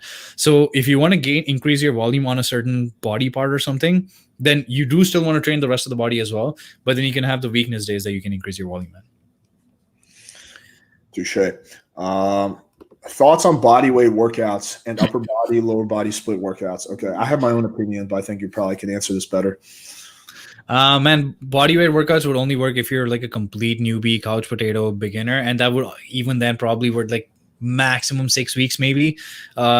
honestly, everybody is in the state to start working with weights. I'm not going to say like you can load up a fucking barbell with like a bunch of weight, even maybe an empty barbell. Maybe you're not strong enough to do that, but you can at least just grab a dumbbell as a goblet or something and start doing box squats, do basic deadlifts. All the time. I actually love goblet squats because they challenge your core a lot. Yeah, and then if you want to make them even harder, just put a band around yourself, like band up here across your shoulders and underneath your feet, so you actually have like a resistance pull on top of the weights anyways. But yeah, bodyweight workouts, unless if you're doing Alice, so you have a boner while you're doing goblet squats. That'll make it even more challenging. Yeah, so that's what I think about bodyweight workouts. Calisthenics and stuff, you can get there, but it depends. Like, are you just doing it for fitness? Sure, calisthenics are great for fitness. Are you trying to get big? You can only go so far with, because you need to up the weight as well. Like I mentioned about the strength training thing, and that's on my channel, like a huge thing about why strength training is the base of bodybuilding. That's a video that I have on my channel that you can check out. Good stuff. I run regularly. What are your thoughts on running and weightlifting? I personally hate running. What are your thoughts, Alex? Well, I mean, I don't like running either. I used to be a runner. I think it is possible. It depends. Like, are you doing marathons constantly? Yeah, that will definitely slow you down. They find that marathon runners have very low levels of testosterone on average in this study.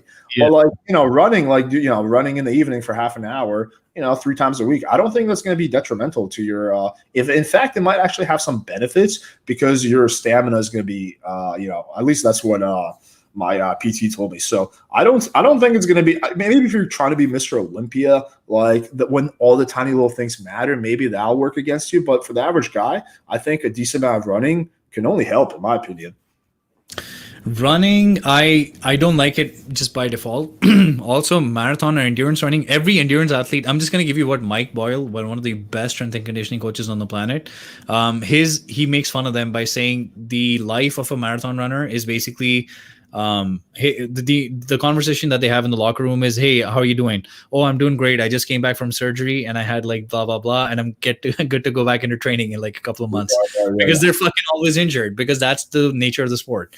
But if you're doing it for short amounts of time, if you know how to run, I'm not even fucking lying to you when I say this. Most people do not know how to run.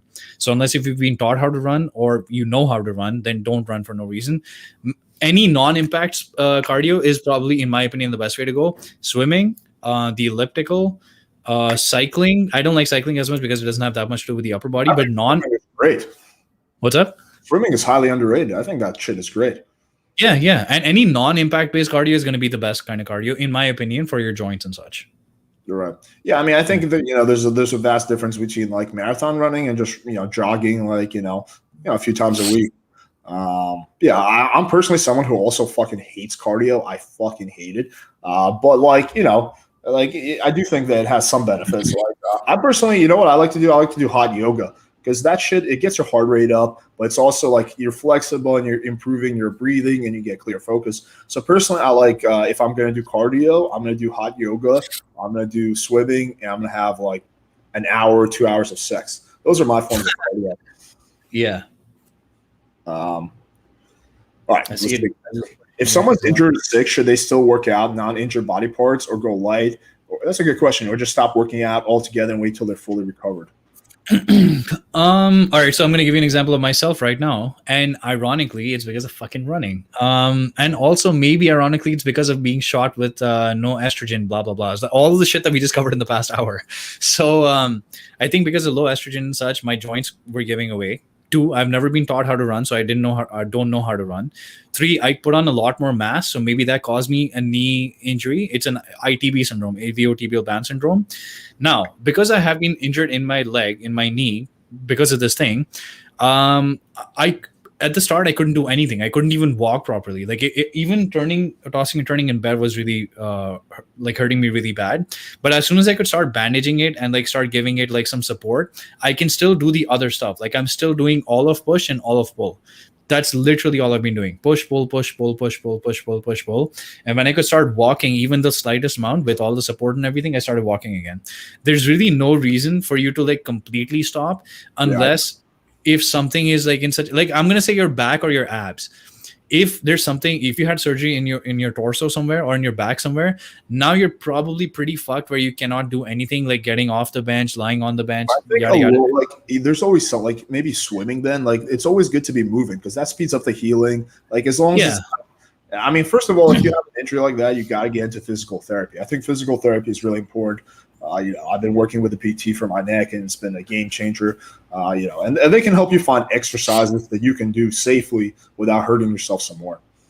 Yeah, no, definitely do the most that you can do without hurting whatever the target area is that's already hurt or injured or something. That's the best way to go. In terms of, I mean, they're injured and sick are two different things. In terms of if you're sick, depends how sick you are. If you're really sick, I would probably take a day off because you're not gonna. First of all, you're not gonna hit your you're not gonna really hit your peaks, so you're not really gonna be accomplishing much, and you're just gonna be stressing yourself out. So if you're really sick, then probably take a few days off. If you're really sick, you know what you should do instead of going to the gym? Go to an IV place and do a high dose vitamin C, and that will help you beat the cold. Like I had COVID, and damn, I didn't know that. Yeah, it's not a big deal, but for 2 weeks. I was just like, I wouldn't say I was like really sick or anything, but like had no sense of smell, no sense of taste. And I was just like really tired. And I was like not really making progress on it. And then I was like, fuck this. So I went and I got a high dose vitamin C IV, literally 50 grams of vitamin C injected directly into the vein. And then later that night, my nose opened up for the first time in 2 weeks. I did it again a few days later, and my sense of taste came back like 40%. I did, I think, 3 or 4 sessions throughout the span of a week, and I pretty much recovered, like within a week, just from doing that. My roommate, Nitin, he was actually really fucked up with COVID. Like he was actually couldn't get out of bed. He had to have someone come to his place, did high-dose vitamin C. Next day, he was pretty much back to normal. So if you're sick, that's what you got to do rather than go to the gym. All right. How would you do the 5x5 then, by the way? A rest in between or rounds with 5 reps of the few exercises? That's quite tiring. Would you do the rest in between or rounds with 5 reps of a few? No, definitely not. No, this is not a circuit. This is not circuit training. 5x5 is like something that everybody in the past has kind of used. Like Arnold used it from his mentor, Reg Park, and like so many people in the past have used 5x5s. They're actually a pretty basic bread and butter thing. If you Google 5x5, you'll figure it out. 5x5s are just a rep scheme. There's 5 sets of 5 reps. The reason for the 5 reps is it's the sweet spot between strength and hypertrophy. It's like a certain sweet spot. 5x5 is because 3x5 gets a little too low on the volume. Like 15 reps gets to be a little too low. 5 is just enough volume. Going 10x5, like 10x10 German volume training, blah, blah, blah, is so taxing. Because once you start doing 5s and the weights get up heavy enough where you are taxing and maxing out of 5 reps, you're going to need a minimum of 3 minutes, if not up to 5 to 7 minutes to recover. So you need that much. Strength training is like resting, a lot of resting, and then going all out, and then a lot of resting, and then going all out. But you will make so much strength and fucking muscular progress if you haven't ever done it before. I don't care how long you've been training. If you've never done this before, you're going to like supercharge your gains like instantaneously. I'm glad you said that because I'm actually also a big proponent of taking like longer rest periods in between sets. Like I'll sometimes take 5-7 minutes just because I feel like then I can really hit the next set like better. Whereas if I take a minute, like if I'm doing heavy bench press, like I'm not going to do nearly as good as if I wait 5 minutes. So is there any downside to doing that? Like let's say someone wants to take 10-minute breaks in between sets. Like, is there any downside besides you're just going to cool off? You're going to cool off. Like the muscles are going to be cooled off instead of like being warmed up. It's going to cool off again. And in between the 3 minutes versus the 1 minute kind of a thing, do you know about the different energy systems of the body or no? No. And I'll just really quickly give you a physiology lesson.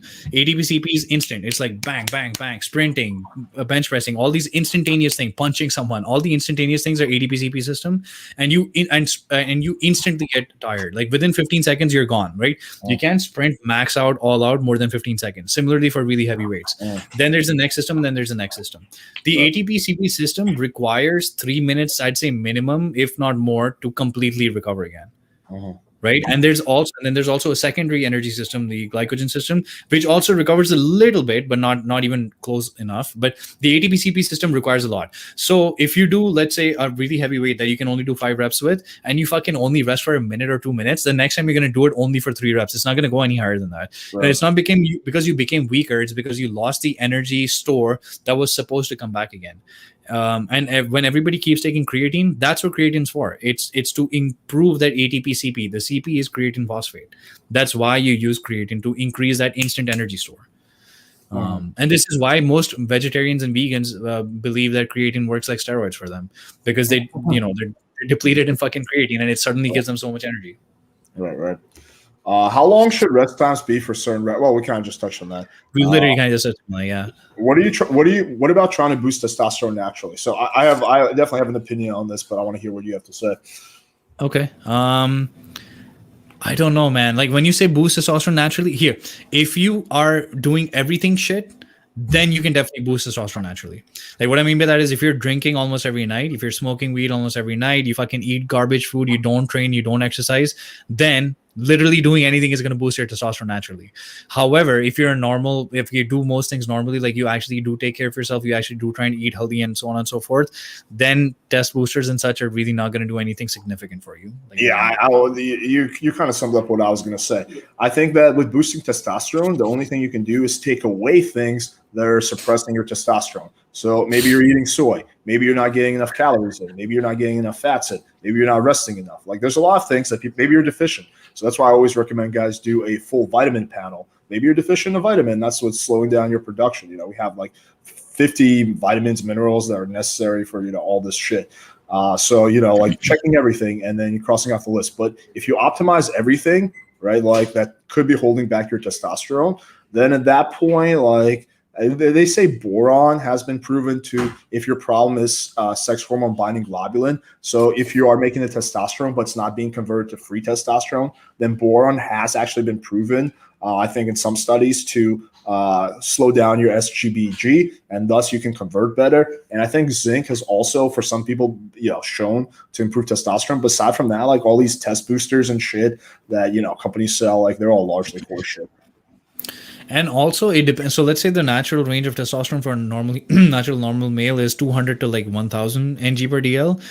A fluctuation between, so let's say if you're currently at 700 and then you suddenly go to 900, it's not going to be some fucking earth-shattering difference. Yeah, it's not. Even going from, yeah, sure, 300 to 1000 is going to be significant. You could probably tell some things, but going from 300 to 500 is also not going to be like insane.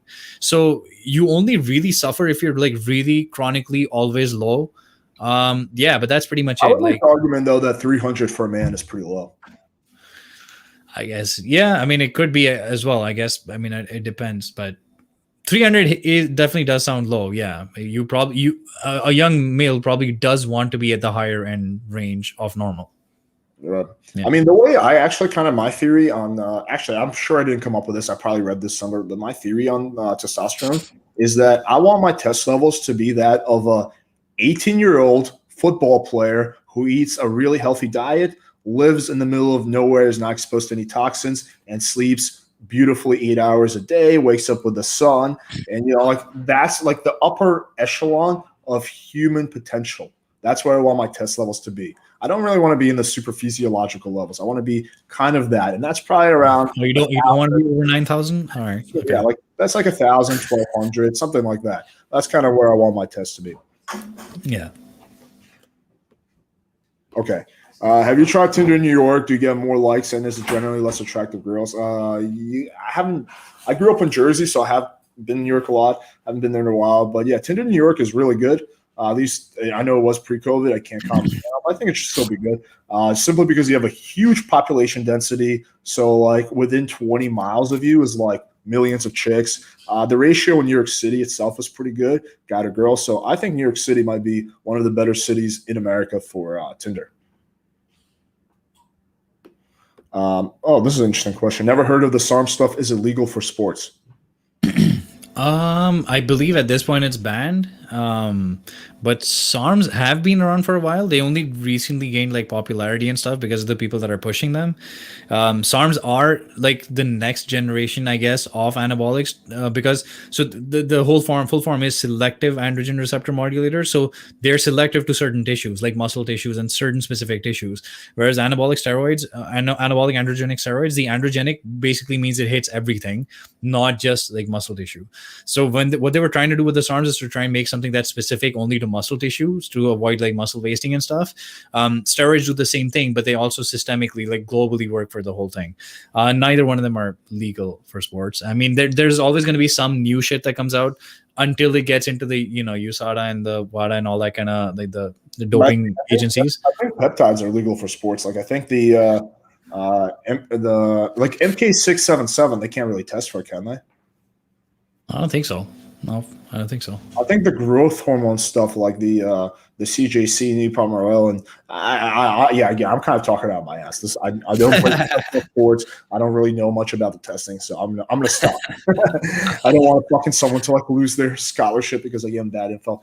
So I like this question. So can you tell us simply what we need to take to look ripped? I got confused. So let's just kind of really quickly sum up in like 30 seconds. What is what do we need to take to look ripped? Not gonna lie, man. Three pounds of salad every day, and I'm not bullshitting you when I say this, but I did this because at the end of the day, it doesn't matter what you take. You have to be in a deficit for like a really prolonged period of time. You can go through my entire fucking. I had 2 pounds of salad minimum every day.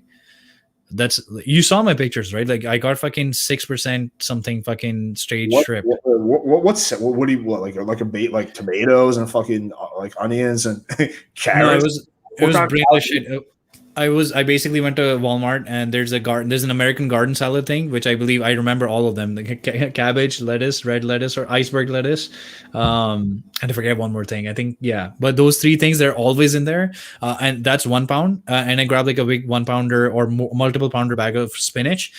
Open both of them, dump them both in there, and then I put in like a bunch of condiments, but like again 0 calorie, like Walden Farms, salt, pepper, dash, all that kind of stuff.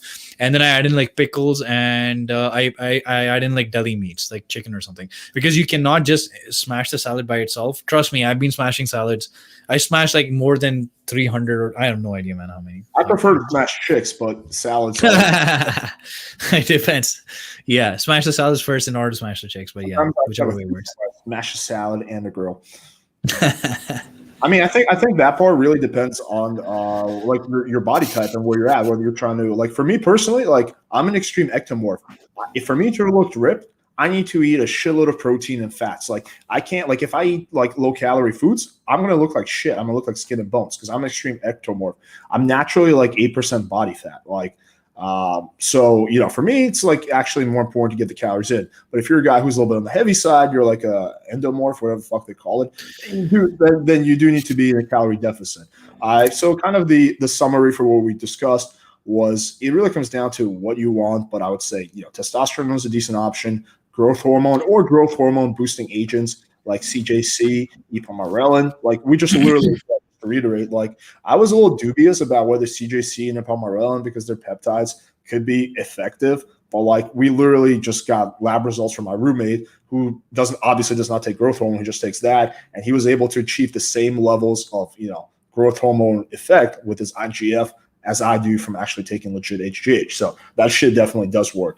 That kind of puts my doubts to rest. And Sarms, we kind of mentioned that. So there's a lot of options. Let me just add, because I know he's asking me what to take, like what stuff to use, like what drugs to use. So let me just mention the fat burners off the top of my head, what they're probably looking for. Clen is a fat burner. It helps you burn like an extra 150 calories per day based on how much you take.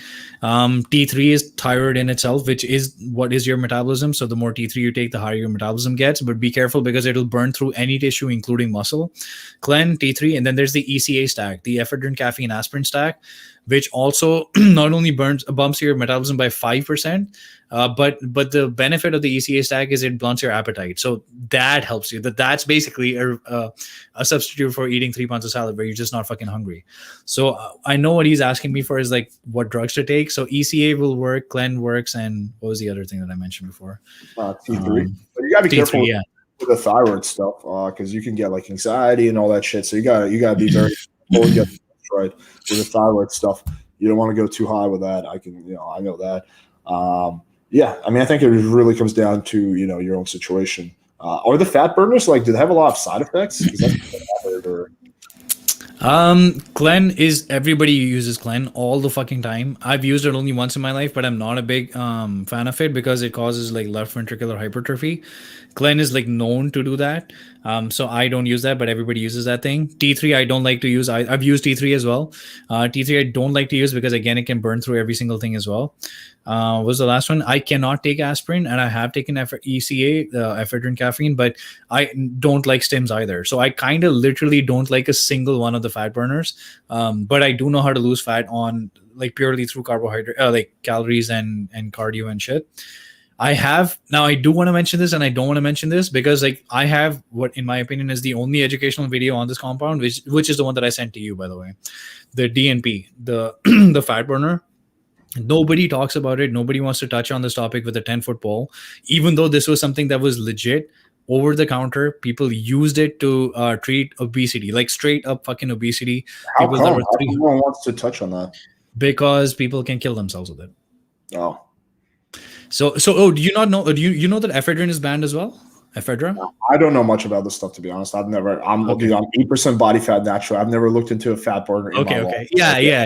I'm like the last person who needs a fat burner. Yeah, but ephedrine is banned as well because some football player in the US basically took like downed a bunch of cabs and went out in the sun and started playing games, and his heart fucking, I think he had a heart attack. So that's why ephedrine is fucking banned. So it's those reasons is why these things get banned. If you want a detailed video on DNP, check out one of my recent videos. I have 2 parts on DNP on my YouTube channel. Another one is low dose Cialis. I mentioned that earlier, and I'll throw another one in there. Dihexa. Low dose Cialis. Remember we talked about fat burning. Just in general to look more vascular and just look better. Oh, okay. But another one that's very interesting is Dihexa. It's something that was around. Not a lot of people know about this. It's something that was around and sold in the 70s and 80s. Some people, very small percentage of people, had some heart issues with it. I don't really know, and so they banned it. But it is something you can buy online, and I personally tried it, and I never had any issues with it. So the interesting thing about Dihexa is it's like a crossover between like Adderall and but it's more like a pre-workout. So that's what it was. Yeah, sorry. You get that like you kind of get motivated, but it's not like with Adderall where it's like I don't know. Like when I take Adderall, I don't really want to work out, but with Dihexa, it's more of like that. Yeah, fuck yeah. And they have done studies which shows that you can on Dihexa lift more weights, and I have personally experienced that as well. Like we're not talking crazy, but like a little bit increase. So that's an interesting one. Just throwing it out there. Sorry, I'm also going to add one more. Appetite suppressants. That's why ephedra was something that I mentioned. Then even this yohimbine and shit that I have here, it's basically like an appetite suppressant. To lose weight. What's up? Only for goals to lose weight. Yeah. No, I mean, we're still on this guy's question about looking ripped and all that kind of stuff. And again, I'm going to plug my YouTube channel once again.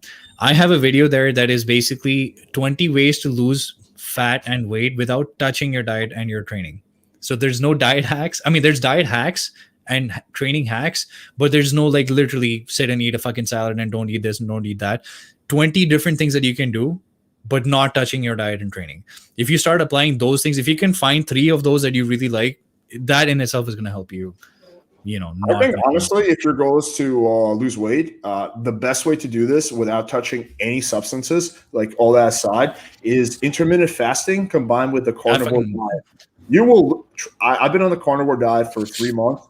You will fucking lose so much. It sounds counterintuitive, but you will lose a shitload of weight on the carnivore diet. Like for me, I have to like literally stuff like I don't know, fucking like 4 pounds of steak, just so I don't lose weight. Like with a carnivore diet, if I just eat until I'm full and don't push past that, I will lose weight. Combined with intermittent fasting, like that shit will make you fucking lose weight like crazy. So if you want to keep things natural, intermittent fasting combined with the carnivore diet. You don't take any veggies whatsoever? 0. Damn. Okay.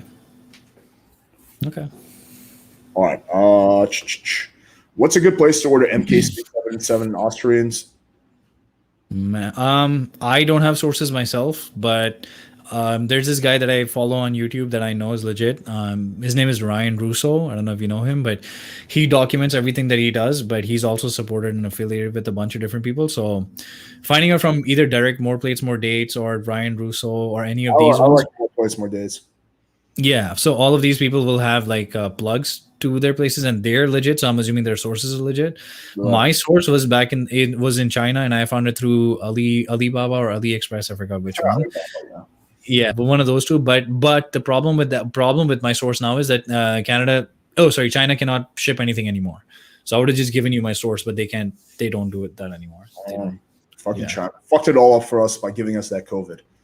I'm gonna answer this question because it's relevant. How do you feel about J-Mulf trashing Coach Kyle with screenshots you had in confidence? Haha, no wonder he. I don't like. I mean, I'm not happy that he did that. Honestly, like I had no idea he was gonna do that. I didn't think he would, and I'm not happy, that he did that. Like I do think that was a little bit shitty. I mean, he's still my friend, and I don't think that's gonna destroy our friendship at all. But I'm probably never gonna introduce him to anyone else again, or unless he promises I'll do that. So yeah, I thought it wasn't cool, honestly. That's not to say I'm trashing him, like he's still my friend, but yeah, I didn't like that. Okay, let's take a thoughts on injectable L-carnitine. So, have you heard of either one of these? No, I have not. Injectable L-carnitine is basically carnitine is one of the amino acids, I believe. I'm actually a little confused. Sorry, maybe it isn't. But basically, L-carnitine, injectable L-carnitine, is supposed to be like a spot reducer for body fat. That's the only reason to use it. Like besides that, I don't see any other reason to use it. And again, obviously, people put it into their bellies and stuff. Can you use it? Of course you can. But my point is, I mean, you would have to really be like a fucking endomorph that really cannot lose body fat beyond 13-14% in order to have to move to all of these things, because there's so many things before any of you having to use any of these things that you don't need to, that I didn't need to get to 6%. But then again, I'm gifted to be lean. So injectable L-carnitine, man, should be one of the last things that anybody should be looking at. I don't think it's something that you need to look at instantaneously. DHB is dihydroboldenone.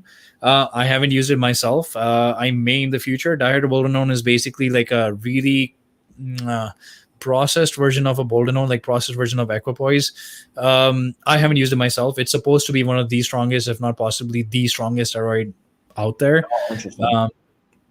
And it's supposed to have better results than Tren and one more. I don't even remember which one. But I personally don't have any personal results on that, on DHB. Word up. Alternatives to the deadlift. I hurt my back doing it a few years ago and honestly never want to do it again. I personally am not a fan of the deadlift. I'll be honest. Like I don't deadlift. What do you do in terms of to replace? The next thing I was doing squats, goblet squats, bend over barbell rows. That's all I needed, really. So you can definitely do all. I mean, as long as you're doing other things that basically train the entire body, you're good. But my suggestion would be, well, one of my questions would be like, do you know how you hurt it or why you hurt it? Because a lot of people just don't know how to brace the core. Or to get the form correct. That's what I mean. Yeah. So most people just don't know how to brace the core. It's like you have to be super solid. Like it has to become like a barrel, and you have to hold that breath in, hold that pressure in. And if you're holding everything in and then going for the whole, up and down movement, the concentric, eccentric, then you should be good. The problem is, and the other thing is, like, people like to yank with their fucking back as opposed to pushing into the ground with their legs. Wow. So it's a completely different cue, and then they like to combine both of those by not breathing in. Besides that, like ideally you want to have the bar over midfoot. Like people have the bars so far ahead of them. If the bar's so far ahead of you, like this is the engineer in me, but the torque and everything is going to go into your lower back, which is going to hurt your lower back. So it's mostly like, how did you hurt yourself? Okay, if you don't, no, I don't do deadlifts off the floor either because I'm 6'2" with like extremely long limbs. So I can't do a deadlift off the back no matter how well I position myself. I like to do rack pulls. I basically just set up a higher weight, barbell at a higher height, and I just do rack pulls and that's it. Or I do like dumbbell deadlifts. That also works for me. Yeah, for sure. Does love exist? Totally different gear. Should you never tell a girl you love her? You should only tell a girl you love her if she's on Trenbolone, because that's a woman. Should you never tell a girl you love her before she tells you? I've seen plenty of girls drop guys when they show high levels of interest in her.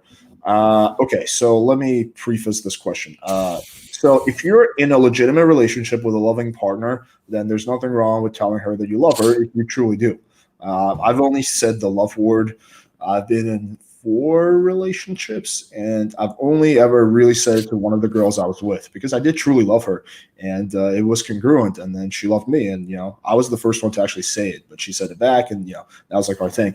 But again, that was like a girl who I was seeing for a while. Like she was practically living with me, so it wasn't just some random chick I hooked up with a few times. So again, if you're in a legitimate relationship with a girl and you guys have been seeing each other for a bit, you guys are really close, and you legitimately love her, then there's nothing wrong with it. But you don't use it as like a technique or as like a game. Like, oh, I'm gonna do the love PUA move. Like, no. Mind if I throw in my 2 cents in there? Ahead, for sure. Okay, because I do like this. I do life coaching and stuff as well. So I have videos on like heartbreak and how to get over heartbreak and such. So I do mention what does love exist? It depends on like what you're thinking love is. It's not something that's forever lasting. Love is a feeling, right? It's like, does anger exist? Yes, of course it exists, but it's like temporary. Or does happiness exist? It's temporary. So it's a fleeting feeling. It comes and goes. So does love exist? It 100% does, because you've been my love in for love. Which is 100%. Yeah, exactly. So your love for the gains and shit. But yeah, it's a fleeting thing. So it's not like if somebody loves you now, they're always gonna love you, or they don't love you now, that they're not gonna love you in the future. Should you never tell a girl you love her before she tells you? I don't know. I guess it could be a power thing, but it's also like, if you're in such a position in your life that you already love this person, I'm assuming you've had enough contact with them. So just be, and hopefully you're yourself at this point. So if you actually do love this person at that point, and you feel so strongly, you shouldn't want to. I think the worst thing is when people like expect something back in return. Hey, I love you, and then they expect something back in return. That's the worst thing, because I don't love you because you love me. I love you because this is what I feel for you. So I don't care what you feel for me. This is what I'm feeling for you at this point in time. So that's what I'm just like kind of letting you know. Honestly, part of being a man, alpha guy, is not being afraid to express your emotions. Like that's yeah. So if you're genuinely feeling it, and then you're skirting away from it, you're not telling her, or you're hiding it or something, then she's gonna feel that subconsciously, like something is weird. She's gonna feel something is weird. She's not gonna figure out what it is. But yeah, if you, it's not about like who tells someone something first. I'm assuming at this point the relationship is comparatively a little bit more serious. You've definitely had more exposure than just a few weeks, I'm assuming. And honestly, if you feel like your relationship's at a point where you show interest in your partner and that might make her walk away, then your relationship is really not in a good place. And that needs to be addressed. Maybe you picked the wrong partner. Maybe you just for whatever thing is not working out. Maybe her needs aren't being met. But yeah, I mean, like, that thought never crossed. Like when I was at that point with the girl I was seeing, it never even crossed my mind that if I tell her this, that I might lose her. I was like, I really like her. Like, I fucking love this chick. Like, I'm gonna tell her that because that's how I felt at the moment. And I said it, and she's like, "Oh my god, I've been waiting for you to say that. I want to say it, but I haven't. I love you too." And then we played checkers all night. All right. Sorry. One last thing. Yeah, go ahead. I think in this one, he's also trying to take the onus on him. As in, like, I've seen plenty of girls drop guys when they show higher levels of interest than her, that he's going to do something that's going to fuck up. Bro, it's not your job to make other people happy. You just have to be you. Like, you just have to exist and be you, and hopefully other people are happy being you and being around you. So if she leaves you or some shit because you said something, you didn't, like, it's not your loss. It's you probably lost someone that you didn't have anything going good with anyways. So it's not on you. It's not a fault of yours at that point. So don't take it as if, you're I hope you get what I'm trying to say, but it's not your fault at this point or something. Stick to your love for Trenbolone. All right. Let's take one or two more questions. Is it possible to put on muscle using just resistance bands? I'm going to go ahead and say with largely no. Yeah, bro. No, I'm going to say it's the same thing with the bodyweight workouts. I'd say bodyweight workouts are probably way better than resistance band. I'm going to say like really limited, really, really limited. Unless if you use the resistance band in conjunction with weights. If you add resistance bands on top of your weights, then 100%. 100%. Yeah. Okay, so let's go through these. I'm a vegetarian. Why is a soy bad protein source? Soy is not good for men because it suppresses your hormones. That's been like proven. I just don't think soy is healthy at all. I try to have zero soy in my diet. If you are going to have soy, make sure it's not GMO and make sure that it's fermented. Soy on average is a little bit better, but I honestly really, really, really would recommend removing soy from your diet.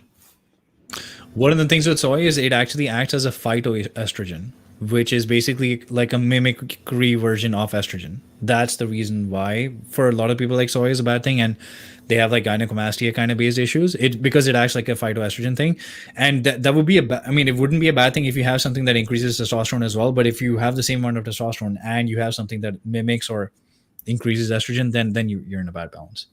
Right. I'm taking ashwagandha and 600 stinging metal versus the extra. Try to boost my testosterone. Got tested recently. I'm in 300 and 400 range. Yeah, so it goes back to supplements. One really, I mean, if you are going to add anything to that, add some zinc, like 30 milligrams of zinc, or even maybe more. But honestly, supplements aren't going to boost your testosterone. The only way to do this naturally is to figure out what's holding your testosterone function back, which could be diet, and that's going to involve probably just the best way to go about that is to find a nutritionist, someone, functional medicine doctor maybe, and they can do a shitload of panels. But maybe you're not getting enough fats in. Maybe you're missing a vitamin or mineral. But supplements themselves, like, that's largely bullshit. I'm gonna take 2 more questions, and then that's it. What do you think about Coach Corey Wayne? Honestly, I'm really not familiar with him. I mean, I know who he is. I've never really watched his content. He honestly does not seem like a guy who gets a lot of girls just by his voice and his demeanor. But I think his whole thing is more like relationships. So, that's cool. There needs to be someone who explains that. I really don't know enough about him to make a judgment call, to be honest. It'd be interesting to have him on for a podcast because I know he has a big following. So if I ever do get him on, I'm going to definitely deep dive and read more into his thing.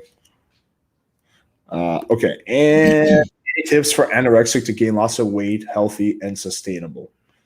Ooh, lots of weight, healthy, and sustainable. Well, it kind of depends. Like, I don't know if he wants me to address the fact that you have anorexia, because that's some serious shit. Because I know people that have had anorexia. Because if I just ask you to eat more and or tell you to eat more, you're not going to do it because of the psychological impact of it. Are you asking because of that, or is it just because his appetite is shit? Because here I have a friend that's a fucking legend, who's a fucking marathon, he's an endurance running god. But unfortunately, this man is fueled because he has anorexia.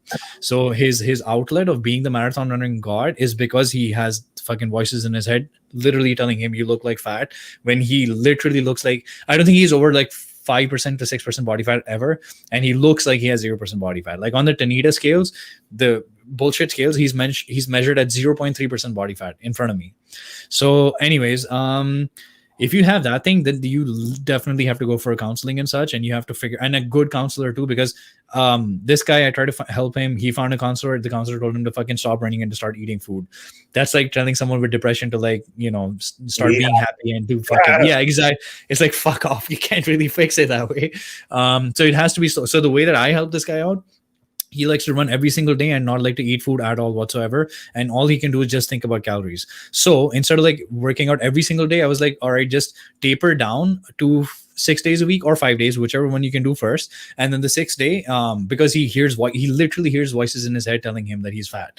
So instead of that, occupy your mind with something else. So he goes out with his mother shopping, or anything that he really likes to do to figure that part out of it. So basically, try and reduce your expenditure. And if you're literally just talking about appetite, man, start eating more healthy, more calorie dense versions of foods. So peanut butter and shit. That's the easiest fucking peanut butter, or the most basic thing that I use myself, because I'm an ectomorph too. That when I first started off training, I used to use GOMAD. Have you heard of that, Alex?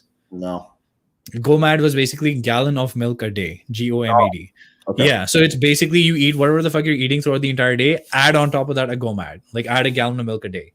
That was basically the method of trying to get more weight. So that thing, peanut butter, these kinds of, they try and not make it junkier, but honestly, again, it depends on how much of an ectomorph you are. Adding in some junk meals just to get your calories up is also not such a bad idea. Right. Yeah, I mean, good stuff. All right, guys. So, what's funny? We were intending to do this live stream. No, we were not. 45 minutes to an hour, and we went for 2 hours. And, I think that this was really interesting. Again, everybody thinking, what the fuck does this have to do with pickup? Well, that's a fucking awesome question, too, yeah. Fitness, your health, you don't want to be that dude in the parking lot, basically, with no balls and no hair. So I think that's the big takeaway from tonight. Don't be that guy by following wrong information. So hopefully you guys found this interesting. I do occasionally like to go off topic and kind of attack the areas that are indirectly related to pickup. So I'm sure you guys have noticed I do that from time to time. All right. So next podcast we have coming up is going to be trip advice. It's going to be on Friday. That's going to be an interesting one. On Tuesday, look for me. I'm going to be on Bulldog Mindset's channel doing a podcast with him at 10 p.m. I'm definitely going to be on Intellectual Muscles podcast. Maybe not tonight because it's getting super late, but definitely sometime soon. So if people want your coaching, if people want to find more information, how can they, reach out to you? What's the best way? Honestly, the best bet would be to check out my Instagram, which is at intellectual.muscle. So it's at intellectual.muscle, or just Google intellectual. In the description. Oh yeah, sure. So, or just Google intellectual muscle on YouTube or even on Google, and I will be the first person to come up. You can DM me directly on Instagram, or there's an email there as well, and I have a link tree with everything there. As soon as you get to my Instagram, you're gonna get like 10 DMs with guys sending you their balls, and they're gonna be like, "Yo, does this look shrunk to you?" Well, I hope not, but you know what? As long as you're fine with me posting before and after pictures, because that's what I do. That's my job. So if your balls are going to be out there, I mean, if you're fine with it, that's fine. But yeah, so all my client stuff, my programming stuff. Check out my YouTube for most of the there's another question that just came up. Any tips for 40% fat to lose lots of weight, etc., etc. Most of these things are things that I've already touched and addressed. If you still need like a direct answer for that, just DM me and I'll reply back with the answers. DM me about any coaching inquiries or questions or something. I'm sure I've helped someone in the same situation as yourself before. So for sure. All right, brother. It was great to have you on, man. This was definitely a very interesting chat. I definitely learned a good amount of things myself. I had no idea about the bikini model crack epidemic that's that's going on. Dude, try out the HCG. I'm not gonna lie. Just try out the HCG once again. I wrote it down. Okay, yeah. I mean, I know that shit is super safe, so there's no. I just have to figure out how to get. Some law they passed that in Florida, it became like so much harder to get. So I have to like figure out some way around that. But I'm sure I could do it. And let's definitely talk offline about the hair stuff because I could definitely. Okay. All right. Yeah. I'm getting ready to do some stem cells for my hair, which should work. Okay. Yeah, why not? All right, guys, thanks for tuning in. We got a video coming out tomorrow. I also want to mention it's going to be the Instagram part 2. So we're going to show you exactly how to find cute girls in your area on Instagram and then successfully slide in their DMs. So it's going to be a demonstration video. So stay tuned on that. It's going to be coming out 4 p.m. tomorrow. And as always, everything is casual late, so look for it around 4:45. There you guys have a good Sunday. And until next time.